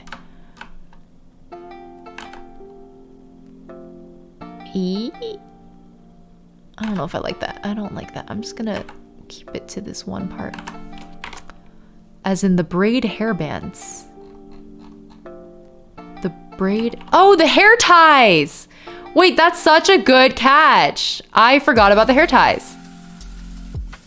You're so right. You were so correct. Great catch. Let's go look at the hair ties. They're ugly! They're ugly. Let's see. What would I do here? My immediate instinct is to just burn the ever-living heck out of them, but I think that will turn them blue because they're surrounded by so much blue. They're like tinted by it. So the other instinct is to do a selective color and then find a way to make it look brownish instead. So that's probably a lot of again, ignore everything else, right? Just focus on the hair tie. Everything, nothing else matters. Nothing else matters here. Let's see if I can not cyan, magenta, not yellow. Okay. They're real. This is where color theory would really help and I wouldn't have to slide back and forth quite so much. But I don't know color theory. Greens? I'm wondering, what color can I get away with? These are not responding because I have additional filters on top that are extra messing with it. So maybe instead of selective color, what if we just desaturate them? Why is it not deleting? Delete. Delete layer. Yes. They're real. They're real. Let's try just making them like gray looking. The old mess around until something works hasn't failed us before. Exactly. That's my entire approach. Hold on. Darken them. Darken them. Darken them and then desaturate them. We'll just make them gray. If you draw a multiply layer on top of the hairbands, it might help it look more brown. That is an option. We can literally just paint over it too. I tend to avoid going to paint over until as a final resort. I don't know why, but you can. So that's what Kana's saying here is you can literally, okay, so I know this looks dumb. Don't do this, obviously. That's not just it. There's gonna be more, don't worry. So you paint over it and then you go in here and you switch the blending mode. Let's try multiply. Here you go. Let me erase the edges. Where's my eraser? Huh? Oh, I'm just dumb. I feel like my problem with multiply is usually that I feel like it always looks kind of... It just looks painted over. I think if I were maybe better at like not like at controlling it, it might look better, or feathering it more or something, but it never quite comes out the way I want it to. Thankfully, this is such a small piece, maybe it doesn't matter. Decrease the opacity a little. Oops, don't do that. Okay. Yeah, it is so small. I think I can get away with it. But if someone were to, if some crazy person were to zoom in to this degree, yeah, they would catch me on it. They would catch me. Let me actually go ahead and, wait, what's going on? Isn't this my multiply layer? Why is this breaking now? I don't think I have a thing selected. Let me just change the color really quick. Oh, Earl, thank you for hydrating me. Oh, it's because I have it's because I had the eraser on. Let me just redo. Redo with the darker brown. Using overlay and darken. Overlay and darken, interesting. So instead of multiply, I use darken. I can see how that would work better, actually. Let me try that. It's an interesting one. Darken. Oh, that is not gonna work in this case. That is not gonna work in this case. Multiply will be better. Another way I could do this is just feather it out more. Hold on. This is acceptable though. This is acceptable. This is a fudge it till you are happy with it kind of a situation. So let's do the same thing on this side. If you use more saturated in a lighter tone. But then it won't... Yeah, exactly. Blending modes is just mess around till it looks the way you want it to. So you're saying to use like an orange? For multiply? Because it's addition? I worry about the saturation. I think the lightness makes sense, but the saturation side of that makes no sense to me. I like the dark brown better also. I'm gonna come back down.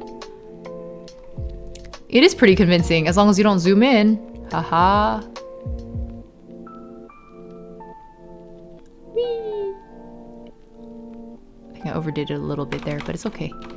Who's gonna look? Who's gonna be looking that close? They're brown hair ties.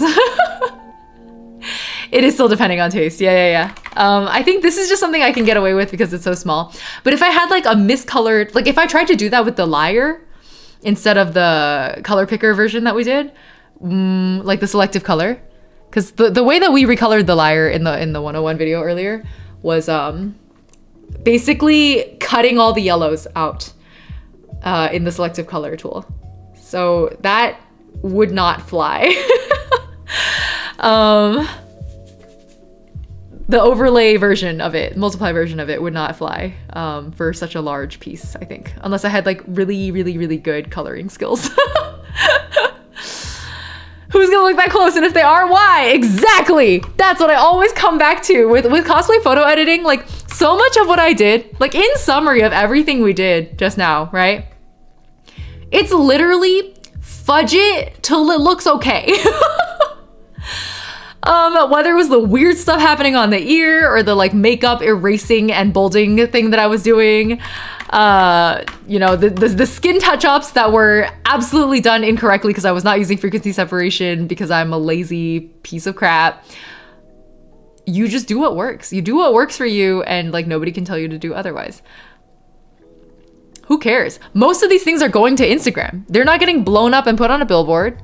Right? Well, you know, actually that's an important point to make, which is that if for some reason you're editing a photo that is to be blown up and put on a billboard, please do zoom in much closer and check everything and use proper techniques such as frequency separation. But if it's not, who cares, man? Who cares? Okay, well, let's look at the before and after. This is my favorite part where I just group everything up together.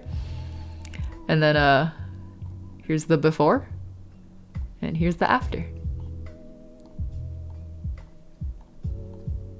Right? Back posture correction, sleeve tightening, wig floofing slightly. I think the expression is slightly adjusted. The smile is a little bit bigger. Laugh lines are reduced. Skin is smoothed, wig is cleaned up. Crack on the lyre is fixed. Hair ties are brown. This is the best part of editing. Exactly what Nasa said. This is why we suffer through ages. Like I'm here like squinting at things, tweaking things, carefully painting things in, just for this final moment. This is the come to Jesus moment. This is why I edit photos. Oh my God. Skin is clean, crops are flourishing. Exactly. All right. Are we happy with this? Any final pieces of feedback from people? Dude, you know, remember how in the 101 I was showing you guys how to erase this branch in the back? Should I still do that? Do you guys like the branch there or not? Is the branch distracting? How do you feel about it? Branch good or branch bad? I'm actually not sure. I feel like the branch is slightly distracting. It like makes the background is already quite busy and it adds this other like jutting out kind of element. Branch bad? I think we're on the same page. I think we agreed. No branch! Kill the branch! Kill the branch! Okay. Let's kill the branch. Where is my layer where the branch is killed? Let's do it here. Merge these. Duplicate this. Kill the branch. So again, just to reiterate, if you did not watch the 101 video, you have a few options to do things like small removal of small things like this. You can do content aware fill, or you can clone stamp the hell out of it. Which usually, if clone stamp can handle it, then I'll just let clone stamp handle it. I don't go to content aware fill unless I'm starting to feel desperate. There you go, it's gone. Goodbye. I will point out one thing for things like this. Notice how this pattern looks like it's repeating because I clone stamped it. Moments like this is when I pull out my healing brush shenanigans again and I just come in here and I muss around a little bit, randomize the bokeh, and then who's gonna know? Who's gonna know? Who's gonna know? It's perfect. All right, we did it. Nature is awful. Kill the branch. Prosper.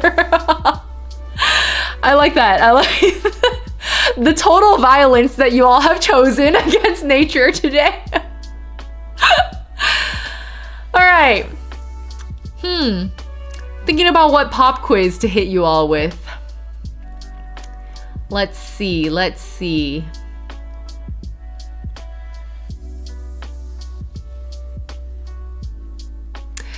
This is probably only going to be answerable by anyone who is already a photographer. Photographers, you may not respond to this question because it's too easy. But it is, if you're not a photographer, you can only answer this probably if you were at the beginning of stream. Winner of this pop quiz, the first person to answer the correct, to put the correct answer in chat, wins a gift sub if you are not already subbed. If you are already subbed, I will just gift a random sub to someone. Or I'll just go down the list until I find someone. The question is, when you increase sharpness, what is the trade-off? What is the cost of increasing the sharpness of a photo? Kana, are you allowed to say that? You can have the gift sub. All right, proud of you. Congrats. That was very fast. It is noise. For those of you who do not know what noise is, it's graininess. It's the graininess of a photo. This is a very well lit photo. It is very ungrainy for that reason. If I were to, let's see if I can like sharpen here just to demonstrate for anyone who wasn't here earlier. Let's like sharpen this. What have I done? What the heck? Oh, I healing brushed it. That's hilarious. Sharpen, smart sharpen. Let's do smart sharpen. Okay. Sure. Let's go like for exaggerations purposes. Okay. Before sharpen, after sharpen. Notice the grain that has shown up. There's so much grain now, right? All of this stuff. There's a fuzziness, there's a texture there that wasn't there before. That's the grain. Congrats, Kana, on winning. So while it is, undeniable that it looks sharper now, it is also much grainier. So that's the trade-off you have to contend with. And for the most part, grain is often present in a lot of photos to begin with already, especially if you're shooting in low light conditions. High ISO means photos come out grainier. That's why you usually want to shoot in well-lit conditions. And I feel like we keep coming back to this, but like the solution to good exposure and less grainy photos is just to take the photo well to begin with. Which sounds like really obvious, but it's true. Like you can only work with what you have. And if the photo that you are given is kind of busted to begin with, then your editing can only take it so far after that. But it's important to keep that in mind. Yeah. Okay, that's pretty much all I got for y'all. Does anyone have questions? HDification. You don't technically do photography. Yeah, you can have it. It's fine. Just take good photos, Fivehead. Exactly. Exactly. You get it. Karen understands. I don't know. I have always wanted to do like a photography 101 kind of thing too, but that's a whole other topic. Like photography and editing are totally different. But if you guys enjoyed this stream, this video, the 101, the cosplay focus, the other things I really want to do in this vein are photo editing on the phone, right? So like self-shooting your cosplay and then editing it on phone, like mobile apps only, whether that's selfies or like full bodies that you take with your phone. I feel like that's like a whole, like so many people do that now, with the rise of TikTok and Instagram. Like that's the primary way most people take their cosplay photos, and most people are not as lucky as I am to have a bunch of photographer friends willing to take photos for me. And the other one is like a cosplay photography 101, because there's plenty of photography 101s out there, but cosplay photography 101, I'm like, that's a little different. Cosplay photography is more storytelling, character display focused, you know? So it means that the mindset and the approach can be very different. Meter appropriately when shooting and it will help during editing. Yeah, I honestly don't meter. I spray and pray.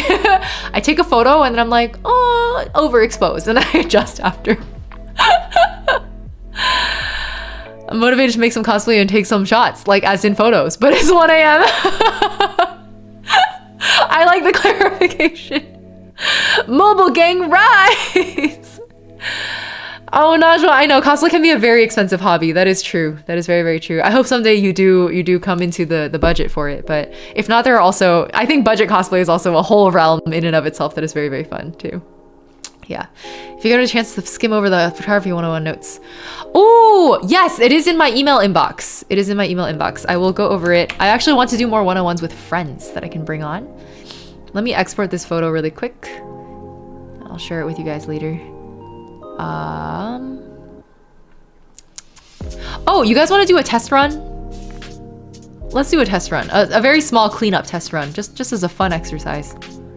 How do I, hold on, I'm just trying to figure out where I save this, where I won't lose it. Okay. Let's do a little, it's not a pop quiz, but I just want to hear your guys' opinion. Okay. Practice these skills now with your Witch Hat Atelier cosplay. Oh, okay. Have fun. Okay, this is a photo by Elaine. IG handle Kino Sakura with 2 A's at the end, I think. Really, really, really love her photography. Like, god tier photographer, as you can see. I'm not going to touch color edits. I'm pretty sure she's already done a lot of this. I'm curious from a cosplay cleanup perspective. Oh, it's like imported into this file. That's fine. Let me, that's not what I wanted to do at all. Don't do that. Hold on. Photoshop is so annoying sometimes. You have to pull it into the bar for it to open as a new file. It's like applying the color edits that we did. I don't want that. Open. Okay. Yeah, I think Momo's immediately picked up on the main change I would want to do, which is wrinkly clothes, right? The pinks and oranges are really nice, right? It's a truly gorgeous photo. But because Elaine only did color edits, I'm curious what everyone would want to fix on this. What are you seeing that needs cleanup in this photo? It's a very like cosplay mindset kind of thing, because we often shoot in kind of funky surroundings. I would also try to adjust the shape of the sleeve. Yeah? Wait, can you tell me more, Momo? What is it about the shape of the sleeve that bothers you? You're right, I agree. But what is it? Mud on the heels? Yep, exactly. There's mud on the heels. Here we go. Let me zoom in. It was a very, very rainy day. It was muddy. The drape is too uneven and it looks droopy. Okay. Interesting. Yeah, basically the sleeve should be like poofy here and it's not. And that bothers me. The black line wire thing. Yes, well spotted. That is another thing that bothered me. So this is the irrigation of the almond orchard that we were in. So absolutely the irrigation line. I think this is the kind of thing maybe Content Aware Phil can do a better job with. I don't know. Okay, so shape of the sleeve, mud on the heel, wrinkles in the cape. For me, also wrinkles in the hat.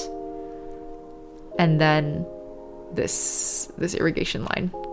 My personal, you know how we were talking earlier about how there are, like, people have different anxieties about their facial features. Mine is my chin. It is very out there.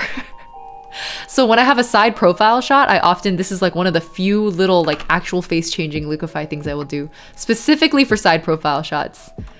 I will actually go all the way in and pull my chin in just a touch like that. It's just like, it's so pokey, it bothers me, you know? Just a teeny little nudge. I did not for this one. I've already posted this photo, so it's too late. But that's like one of the first things I noticed. I was like, holy, my Dorito chin. I also want to call out, this was a much more low light photo. This was a very, very low light photo, and it was backlit against the setting sun. It was super dark out by the time we took this photo. That's why when I zoom in on this one compared to the other one, look at all the grain, look at all the noise. That is all noise. But guess what? It was just getting uploaded to Instagram and Twitter, where people mostly just look at it like this. No one can see the grain. It doesn't matter. Don't let it bother you. Just embrace the grain. Embrace it. Yeah. But in short, you guys are absolutely correct. I'm 100%, what would corporate America say? I am aligned with you all. Wrinkles in the hat, wrinkles in the cape. Let's see if we can actually change the sleeve. I'm actually very curious if that would work. How'd that cape do after? It was muddy. I was holding it up every time I wasn't taking a photo, and then I would like carefully drape it down every time I was taking a photo. So overall, I think it turned out probably not too bad. Let's see if I can get it to look like a natural poof. I'm not convinced that I can. I think I can make it look better than the like dead total unpoof it was. Notice, by the way, how careful these kinds of liquefy adjustments need to be. It kind of feels like you're sculpting something. I like to start really large and get the general shape of things, because when you distort a larger piece of the photo, you're less likely to have obvious distortion lines result from it. Okay, I think this sleeve has a little bit more life to it now. It's better than before, but it also looks a little fake. I don't super know if that's convincing. But here's the before and here's the after. There you go. Photographers should be used to it because everyone is human. Also a good photographer to work with. No, it's important to make the client or model feel comfortable and good. Yeah. Exactly. It's about making your client comfortable. That's exactly what PC and I were talking about earlier, right? Like, how do you even ask the question to someone? Like, how do you ask them, what do you want liquefied?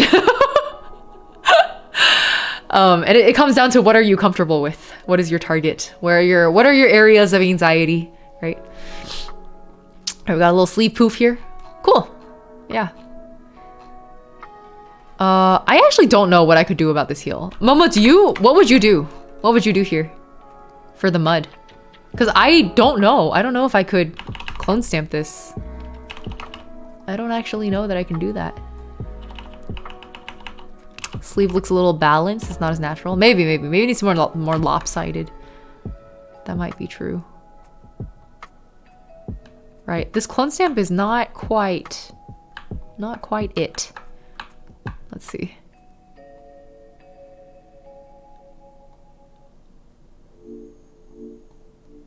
Okay, maybe it's not that bad. Maybe at least I can take it down to a certain level. Oh shoot, that's misaligned. I think I misaligned the last one too. This is actually going better than I expected. Try content aware and only select the shoe area. I don't trust content aware at all. Everyone keeps telling me use content aware, and then I'm like, content aware ain't shit. Let's see. Only select the shoe area like this. Image, wait, where is it? Layer. Where's content aware fill? Edit. Content aware fill.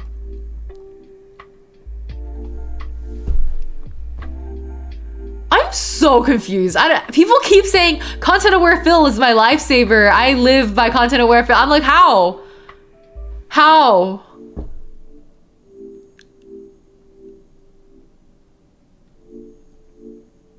Allow you to select the area to generate from? So you mean like fine tune it? Oops. Wait, how do I unlasso that? The green area selected. You're not done with the content aware step. Wait, so I remove?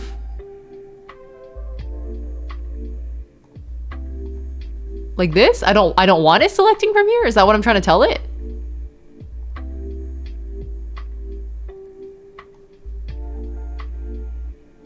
Let her cook. Just erase it? I'm so confused. What do you mean where to select from? That ain't it. It ain't it. That's not happening.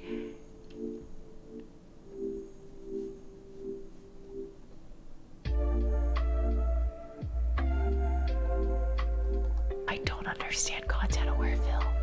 Okay, so I should lasso only the part that I want filled, which means not the bottom of the shoe. So like that, basically. Only select the muddied part without touching the rest of the heel. Yeah, okay. Great. I'm glad I got that. No. No. No, no, no. Undo. No, no, no. Don't do those. I don't like these areas. Stop that. Not the muddy bit either. Don't do that.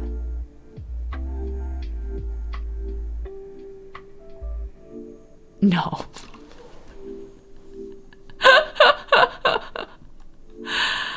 It's close. It's close. I'll give it that. But I would be clone stamping the same way anyway. It's literally doing what my clone stamp would be doing. I'm so... I don't get it. I don't get it. I don't understand what content aware fill can do that I cannot do. I don't understand. Oops, that's not what I want to do. Apply? Okay. It's about empathy. Oh, this is not it. This is... Okay. What if, let's soften the edges. Let's like mask it out. Maybe. Let me give it a little layer mask. Get rid of the weird bits here. Wait, is it not? Why is it not working? Why are you not masking? Wait, what's going on here? What happened back here? What? What? Eh? Oh my god, I selected on the wrong damn layer. I content aware filled the wrong layer. Hold on, wait, did I? Oh no, was it because I was clone stamping? I'm so confused. I don't understand which layer is which. If I duplicate this layer... That's not what I want. It's AI. Yeah, exactly. It's an AI helper. A very natural looking heel, exactly. I'm gonna undo all of that. Because I think I selected the wrong layer for content aware fill. Duplicate this. Content aware fill. Select only the parts that I want filled. Like this. Ah, I love learning on the job. I don't love learning on the job.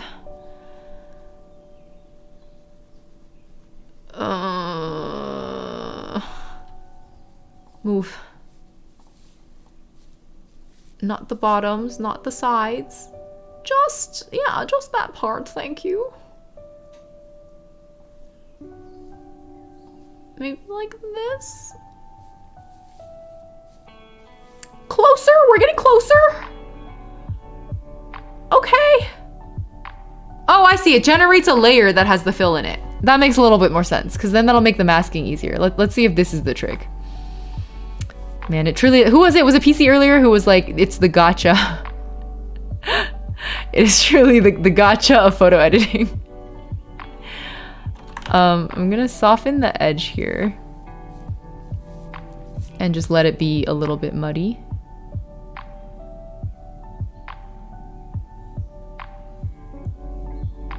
And there's something going on here. I think there's like a dirt something. So I think I can clone stamp that specific part. Nope, not like that. Clone stamp this specific part. And that's probably better than before. Less muddy. This is acceptable. It is gotcha. It's certainly gotcha. Sleeve and heel adjustment is the main thing that happened here. There we go. Crop off the feet. No one will know. I'll fight you. Let's do one more test actually. Hold on. Let me get these out of the group again. I want specifically merge layers. I want to see if content aware fill can handle this hose, this irrigation line. Content aware fill, and then subtract these parts. Stay at just the ground. Don't take the tube from here. You have to pull the right sample, I guess, is the learning we had earlier. I don't know if that's enough of a sample. Let me add a little bit.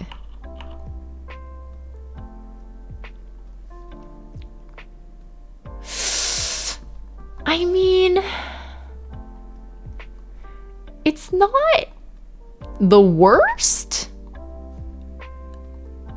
It's not the worst, but it's also certainly not the best.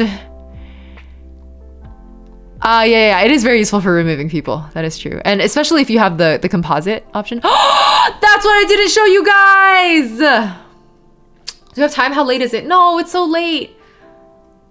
I wanted to show you guys composites. Okay, maybe I can do it quite quickly.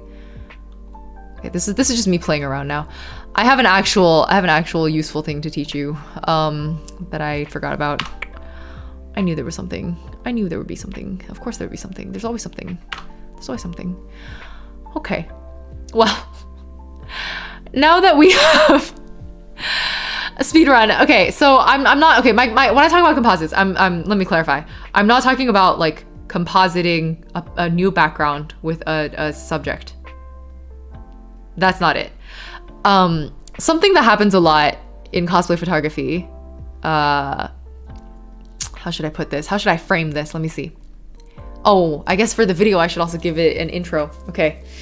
I forgot to cover composites. We're going to cover composites. I don't mean composites by way of background and foreground compositing, like taking Venti out of this and putting him in the bowling alley. Nothing like that. I mean specifically, this thing we do a lot in cosplay photography is we'll shoot in burst mode while someone like flips a cape or like spins around or tosses their hair, right? Like we want things in motion. And a lot of the time when you take photos like that, you'll end up with like 2, maybe 3 photos where like, oh, I like the way like my hair looked in this one. Like it's flipped at just the right angle, but I like the cape in that other one better. Very common in cosplay photography. And so a very common trick that I'll do is choose 2 of my favorite things and then just take the best parts of both. And so this is a photo that I've previously edited. I actually messed up the last time I edited this. It was really funny because I asked if people could catch it and they caught it pretty fast.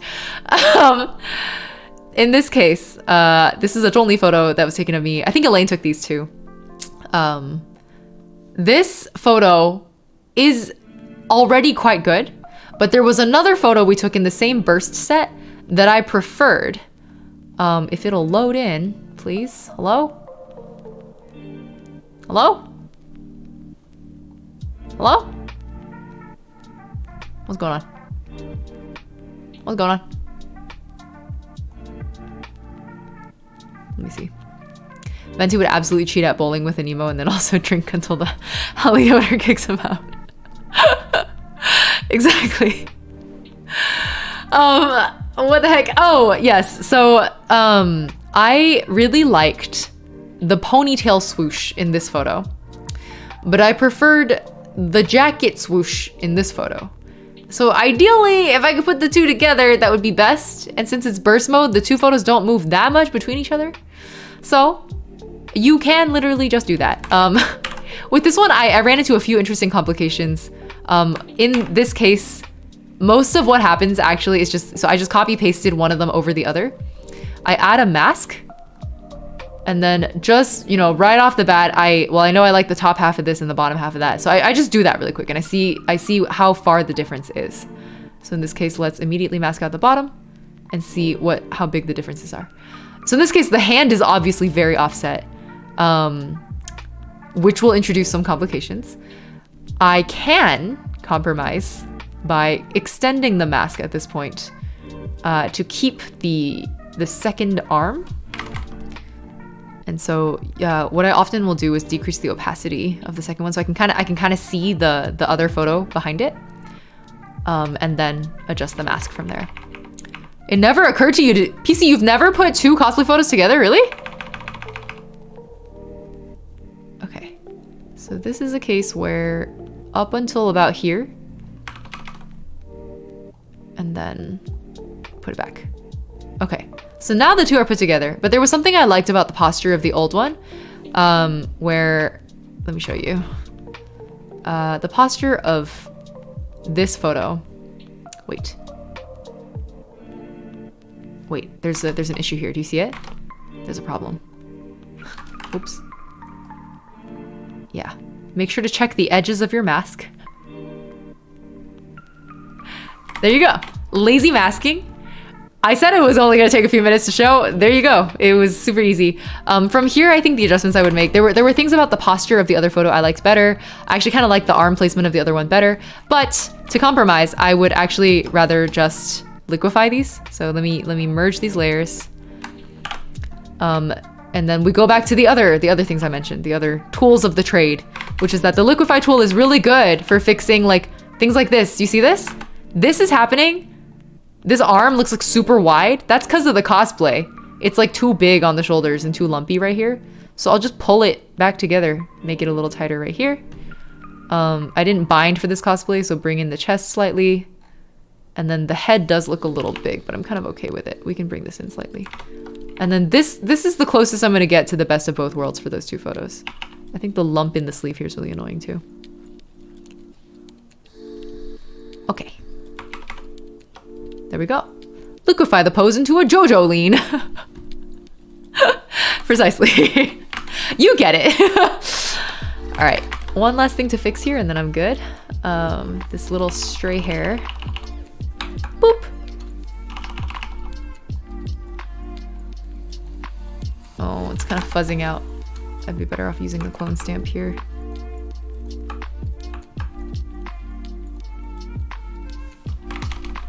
A little chunky now.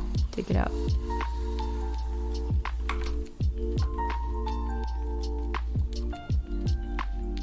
Boop. Okay. That's it. Before, after. Before, after. The original issue you asked people to find. Oh, haha, let me show you. The first time I edited this, I did it in quite a hurry and I wasn't really paying attention. I was just like, oh, I'm just gonna slap these two photos together and it'll be not a problem. There was a problem. I didn't realize until after I had posted it, but there was a problem. Allow me, let's see if you guys can catch it. Let's see if you guys catch it. It's on my Instagram. Here's my Instagram. Oh, it's autoplaying Beauty Beauty, sorry. Do you see it? Does anyone see the problem?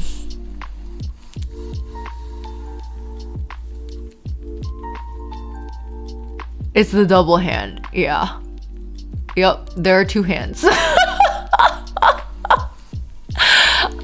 I don't know how I missed that, honestly. Whatever. I have 7 fingers. That's just how it is sometimes. So anyways, I say all this just to put the warning out there that when you composite photos together for this purpose of like, I like this ponytail, but I like this coattail, you run the risk of accidentally giving yourself 6 fingers. So do be careful about that part. Check the edges of your mask. Make sure that the two photos are meshing together correctly before you make a fool of yourself and post a 6-fingered version of yourself onto Instagram. Yeah, that hand looking a bit AI generated.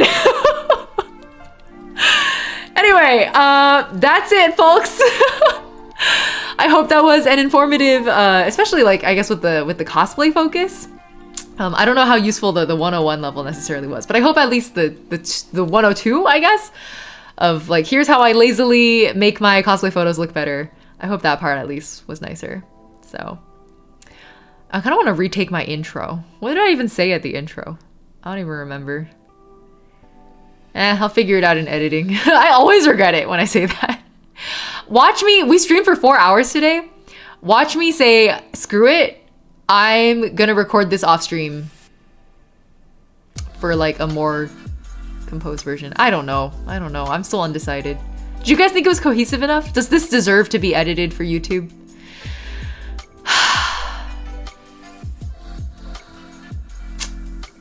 I don't know.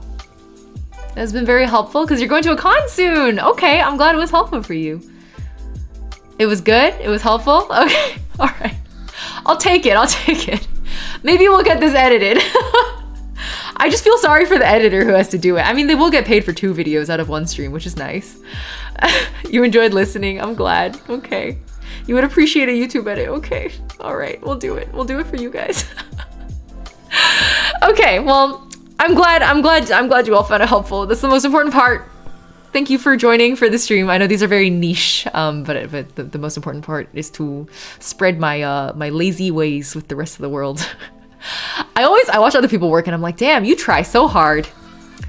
I do not try hard. My results are obviously not as good as the try hard ones, but they're okay. And that was the main goal, was to share the very in Chinese I guess I would call it the mama hu hu attitude that I have towards getting things done. Is like, sometimes good enough is good enough. You don't always have to know every nitty-gritty detail, right? Sometimes you can just kind of fudge it. Mama hu hu your way through life. All right. Perfect. I know the lazy bullet journal video was another one of those where I was like, oh, this wasn't good enough, but like I don't have time, so I'm just gonna edit it anyway. And then it like did pretty well on YouTube and I was like, damn. And the graphic design one too, I was like, that was a horrible stream. I was so all over the place and distracted. And then Vicky was like, I got this, and she edited it and it was beautiful. And I was like, what? And then it like took off on YouTube and I was like, oh, sometimes good enough is good enough. I should take a lesson from my own playbook, actually. Bamboo, thank you for the Prime sub. Happy 9 months. We have a Prime subscription baby. Thank you, Astra. I hope you had a good time. Okay, I'm ready to send the stream over to someone else. Yeah, we are usually more critical to ourselves. That is very true. 1010 streaming. That's good. I don't usually get to raid 1010. Let's raid 1010. Please say hi to 1010 for me. He's a goddamn cryptid. I love him for it. But he's a cryptid. He's streaming Genshin Impact right now. Let's do that. Let's go bother 1010. Just no raid message, just say hi to 1010 for me. Okay. Shall we? Ready?